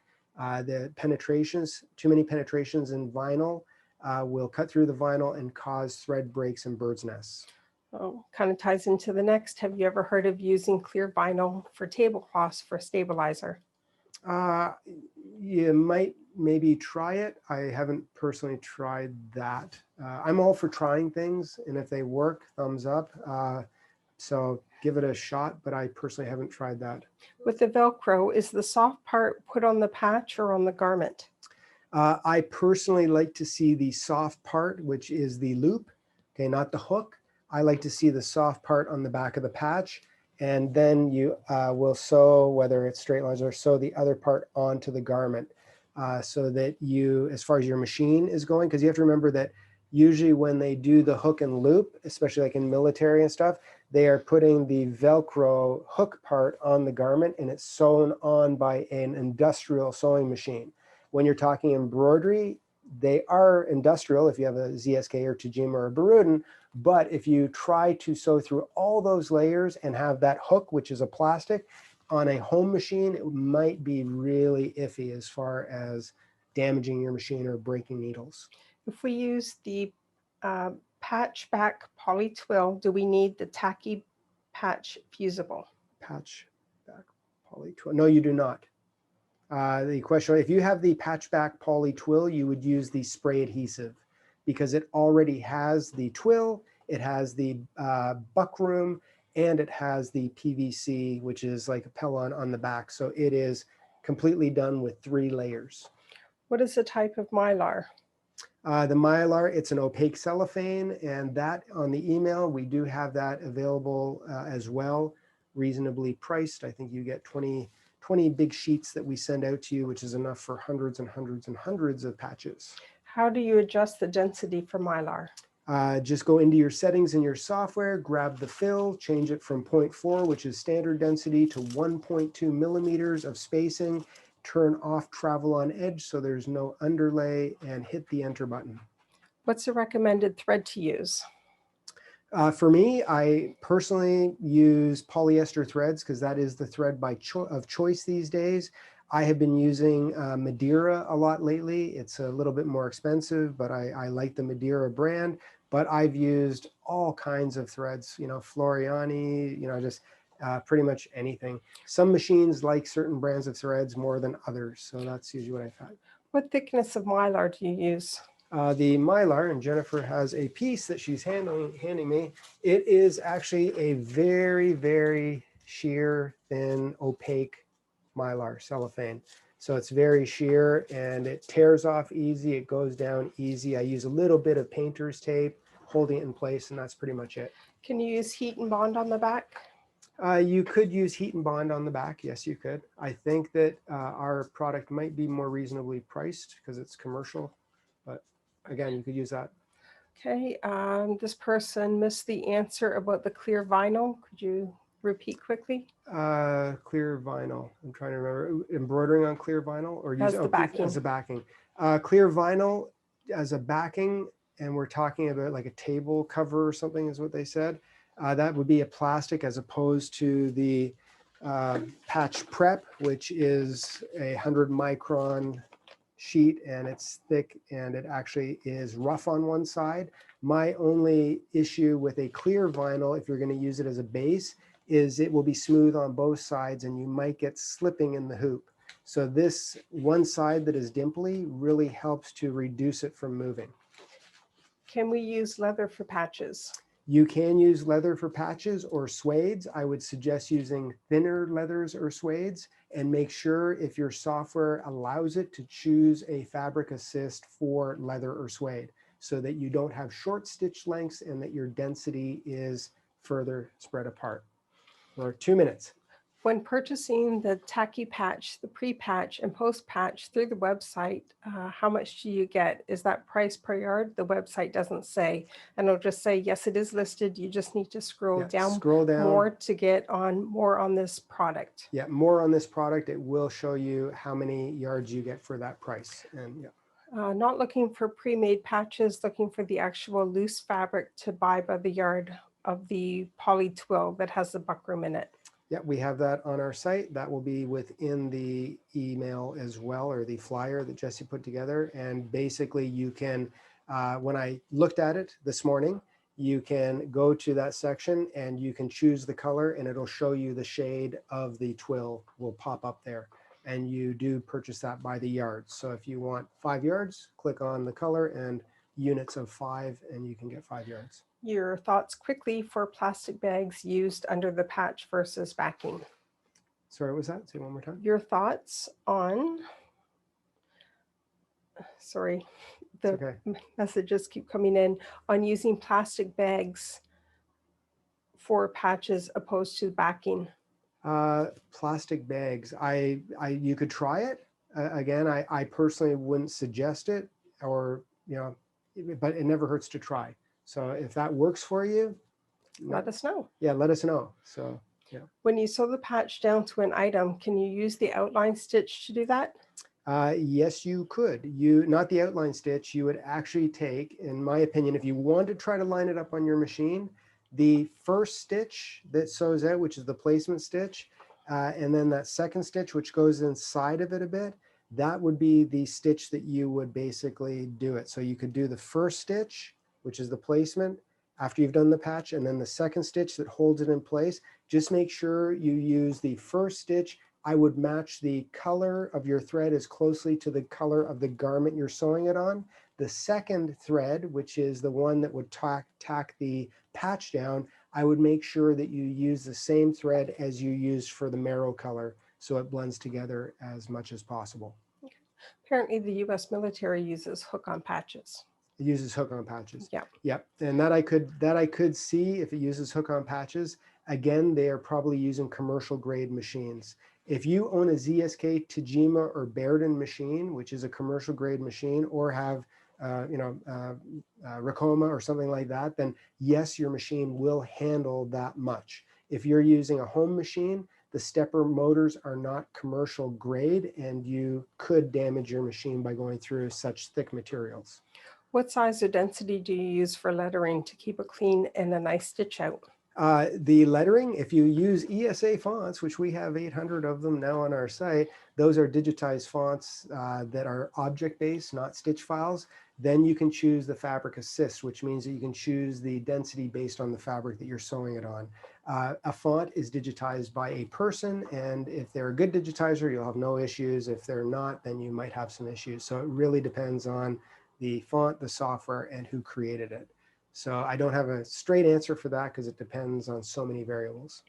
How exactly should the patch be sewn onto the garment? Over the edge satin stitches or a regular straight stitch just inside, or what do you suggest? I've seen it mainly done with a straight stitch just inside, because most times, other than what we were just talking about, where you're maybe taking some of the files and trying to use those files to line it up and sew it in on your embroidery machine, most times commercially, they will sew patches on using a industrial single needle and do it manually. Or they have machines that are set up specifically with, jigs for those shapes. Almost done. Okay. Where can you purchase thin leather? That I'm not sure, because I've been out of the textile industry for quite some time now. So I'm not 100% sure where you would find a quality thin leather or suede domestically. 3D puff on a patch, is that something recommended? Oh, you're stealing my thunder. Just wait. We're going to be doing, when I said we have more and more videos coming for patches, I'm going to be doing some videos with including 3D. What is the recommended width for a cover satin stitch if digitizing your own patch? 4 mil for a border, I think they're saying. Width for cover satin stitch. Cover satin stitch, which I'm guessing is the border that you're talking about, approximately 4 millimeters. Okay, last question, unless something else pops up. Okay. Do you need to have that hold down stitch digitized with your patch design? The hold down stitch, yes. If you do get our files, which you have, the circular, and you take a close look at them in your software, you will see that there is quite a few steps. There is the outline stitch, there's the tack down stitch, there is a zigzag stitch, there's an outer stitch for clean edge, and then there is my fan and chain stitch, which actually gives you the simulated Merrow effect. And they took me longer to create than some of the designs you see behind me here. That's how precise I had to be. So yes, you want to be very precise. Okay, where on the Merrow edge is it best to have your sew line? Do you try to follow the inside of the Merrow straight edge or towards the outside rim or down in the middle? I'm not sure I understand the question. Where on the Merrow edge is it best to have your sew line? So on the actual Merrowed edge? Yes, on the Where Merrowed would edge. they sew that? I'd probably, if you're going to sew it, I would probably sew it about 75% from the outside in. So you're getting close to where the chain is. If you look at a Merrow machine, it's basically a fan stitch with a chain stitch that repeats itself. And you can even see that on, you know, if you do a Google and you basically look at the type of Merrow stitch, you'll see how the stitches are created. And you want to try to get close to that chain stitch so that it looks like part of the Merrow, not like it was sewn through the satiny looking edge. Okay, somebody says, could you walk us through how to bring the file into Hatch for the first time since it's not an EMB file? Yeah, actually, I could do that. How about I will try my very best to put up a YouTube video for Thursday showing that on YouTube. So yes, All right. I will. Whoever asked that question, keep John to that. Yes, yes. I will actually, I will do it probably tomorrow or Monday, and I got to get it edited, but I'll try to see if James can put that up on Thursday for YouTube. Okay, and I'll just mention if people are still having issues with the site due to the traffic, just please keep trying. We have increased the server resources and we do have experts monitoring the site. So hopefully everything is improving. Yeah, I kind of wish that doing business was just creating designs these days, but it's not. It's actually having to know all the technology and websites and everything else that goes with it. So we are doing our very best. I appreciate your patience, and we are working to get better and faster. With regards to social media, please follow us on social media. We have Facebook groups, we have a Facebook page, we have a YouTube channel. We put up lots and lots of free resources there, and a lot of videos on how to make patches will be going up in sequence very, very soon. Do you include a stitch file to sew onto hats? No, we do not, because personally, I would think that it would be much easier to iron on with a heat press onto a hat than it would be to sew, but I could figure out a stitch file for it. I could maybe do that, but I won't promise it for Thursday. Could you use heavier heat and seal product versus the post patch, or sorry, heat and bond versus post patch? Yep, you can try whatever products you like. I mean, the products that we are showing you are suggested products. The most important thing is the design files. I feel that the files that we've created are an accumulation of my years of experience, and they do give really good results. Whatever other products you use to make the patches, that you can use whatever products suit your fancy. Doing the outline stitch, how does that keep from tearing away the patch from the backing? Doing the outline stitch, how does that keep from tearing away the patch from the backing? The Merrow stitch, I think, is what they're talking about. It's digitized in a way that on a water soluble backing or on our patch prep backing, it actually doesn't tear away unless you push it or cut it. So we've digitized them so they work. Are there stop settings built into those designs, or Yes. do people need to manually stop machines? The stop settings, the color changes, stop commands are built into the files. Okay, somebody else just asked the same question. If we use the patch back poly twill, do we need tacky patch fusible? No, you do not. Okay. No. You just need spray adhesive to use to line it up to your outline files. Okay. Awesome. Well, we are Again, 9 more minutes questions over. coming in, but Okay. if you're ready to wrap it Yeah, up we are again. almost ready to wrap it up, guys, but go ahead. 2 more questions. And if, again, on our groups, please feel free to post any other questions on our groups.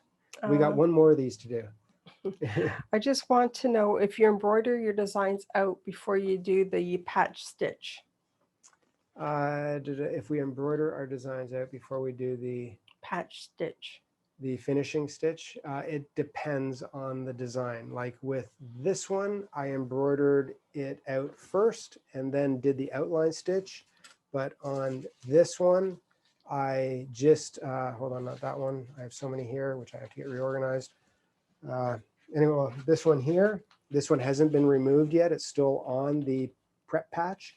This one, I actually just laid down the fabric and then did all the stitching because there's not a lot of fill in this area. So there's not a lot of fill stitches in these, but there is, let's go to this camera. There's not a lot of fill stitches in these, but in this one, obviously there was more. So I changed the sequence based on how much fill was going in. Okay, so again, just to reiterate, the stop settings are within the design. Yes. So it will stop the machines. Yep. Somebody mentions I've lined up the pre-cut post patch between Teflon sheets using the tip of a wire iron. Once it's in place, then I put it on the heat press and it doesn't shift. That's a great So idea. thank you for that. Yes, thank you very much for that. Great idea.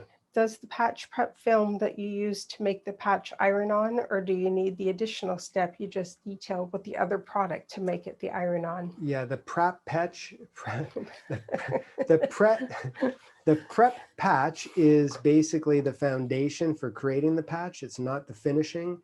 It is, I guess, a product that will iron away. It takes heat to dissolve. The other product, which is the post-patch iron-on, that is the product that gives you the finish on the back. So I would suggest using the finishing product for the back. If you don't use the finishing product, what happens is, and I probably could tear this one away, so let's do this. This is how easy this tears away. Done, okay? And if you look at this now, it's not quite as flat. It's kind of, you know, a little loopy because it doesn't have this product. The stability between this one to this one is pretty substantial because of that final backing step. What about laundry for the patches? Laundry, I don't think you'll really have any problems with laundering a patch because it's, yeah. None of the backings, no issues? I don't think you'll have any issues with laundering. Awesome. Well, we are done, guys. I hope you enjoyed this. This is part of our legacy, and our goal is to help you guys create your own embroidery legacies. So we really appreciate you signing up for this. Show us some of your samples. We already have one of our, I guess, people who works closely with us. She received the files and she already made an awesome patch and showed it to us. So please show us your patches that you create on our groups. And one of our groups is Wilcom Hatch Embroidery Software Facts, and the other one is Machine Embroidery and Digitizing Made Easy. Awesome. So those are our two groups. You can find them linked through our site. Visit our YouTube channel. I hope that you enjoyed this, and God bless, and we will see you next time. I hope you enjoyed this webinar replay and have fun making custom embroidery patches. While you're here, don't forget to subscribe to our YouTube channel below to stay up to date with our new embroidery tips, tricks, and technique videos. Also, to get the best results possible, be sure to check out our new patch products by clicking the link below. Whether you're interested in embroidery patch designs, ready-made patches, or our recommended patch supplies and materials, we decided to keep most of the special offers we covered during the live webinar up so that you'll be able to make personalized patches for any occasion and get flawless results every time. So click the link below to learn about our amazing custom patch making products now, and thanks for watching.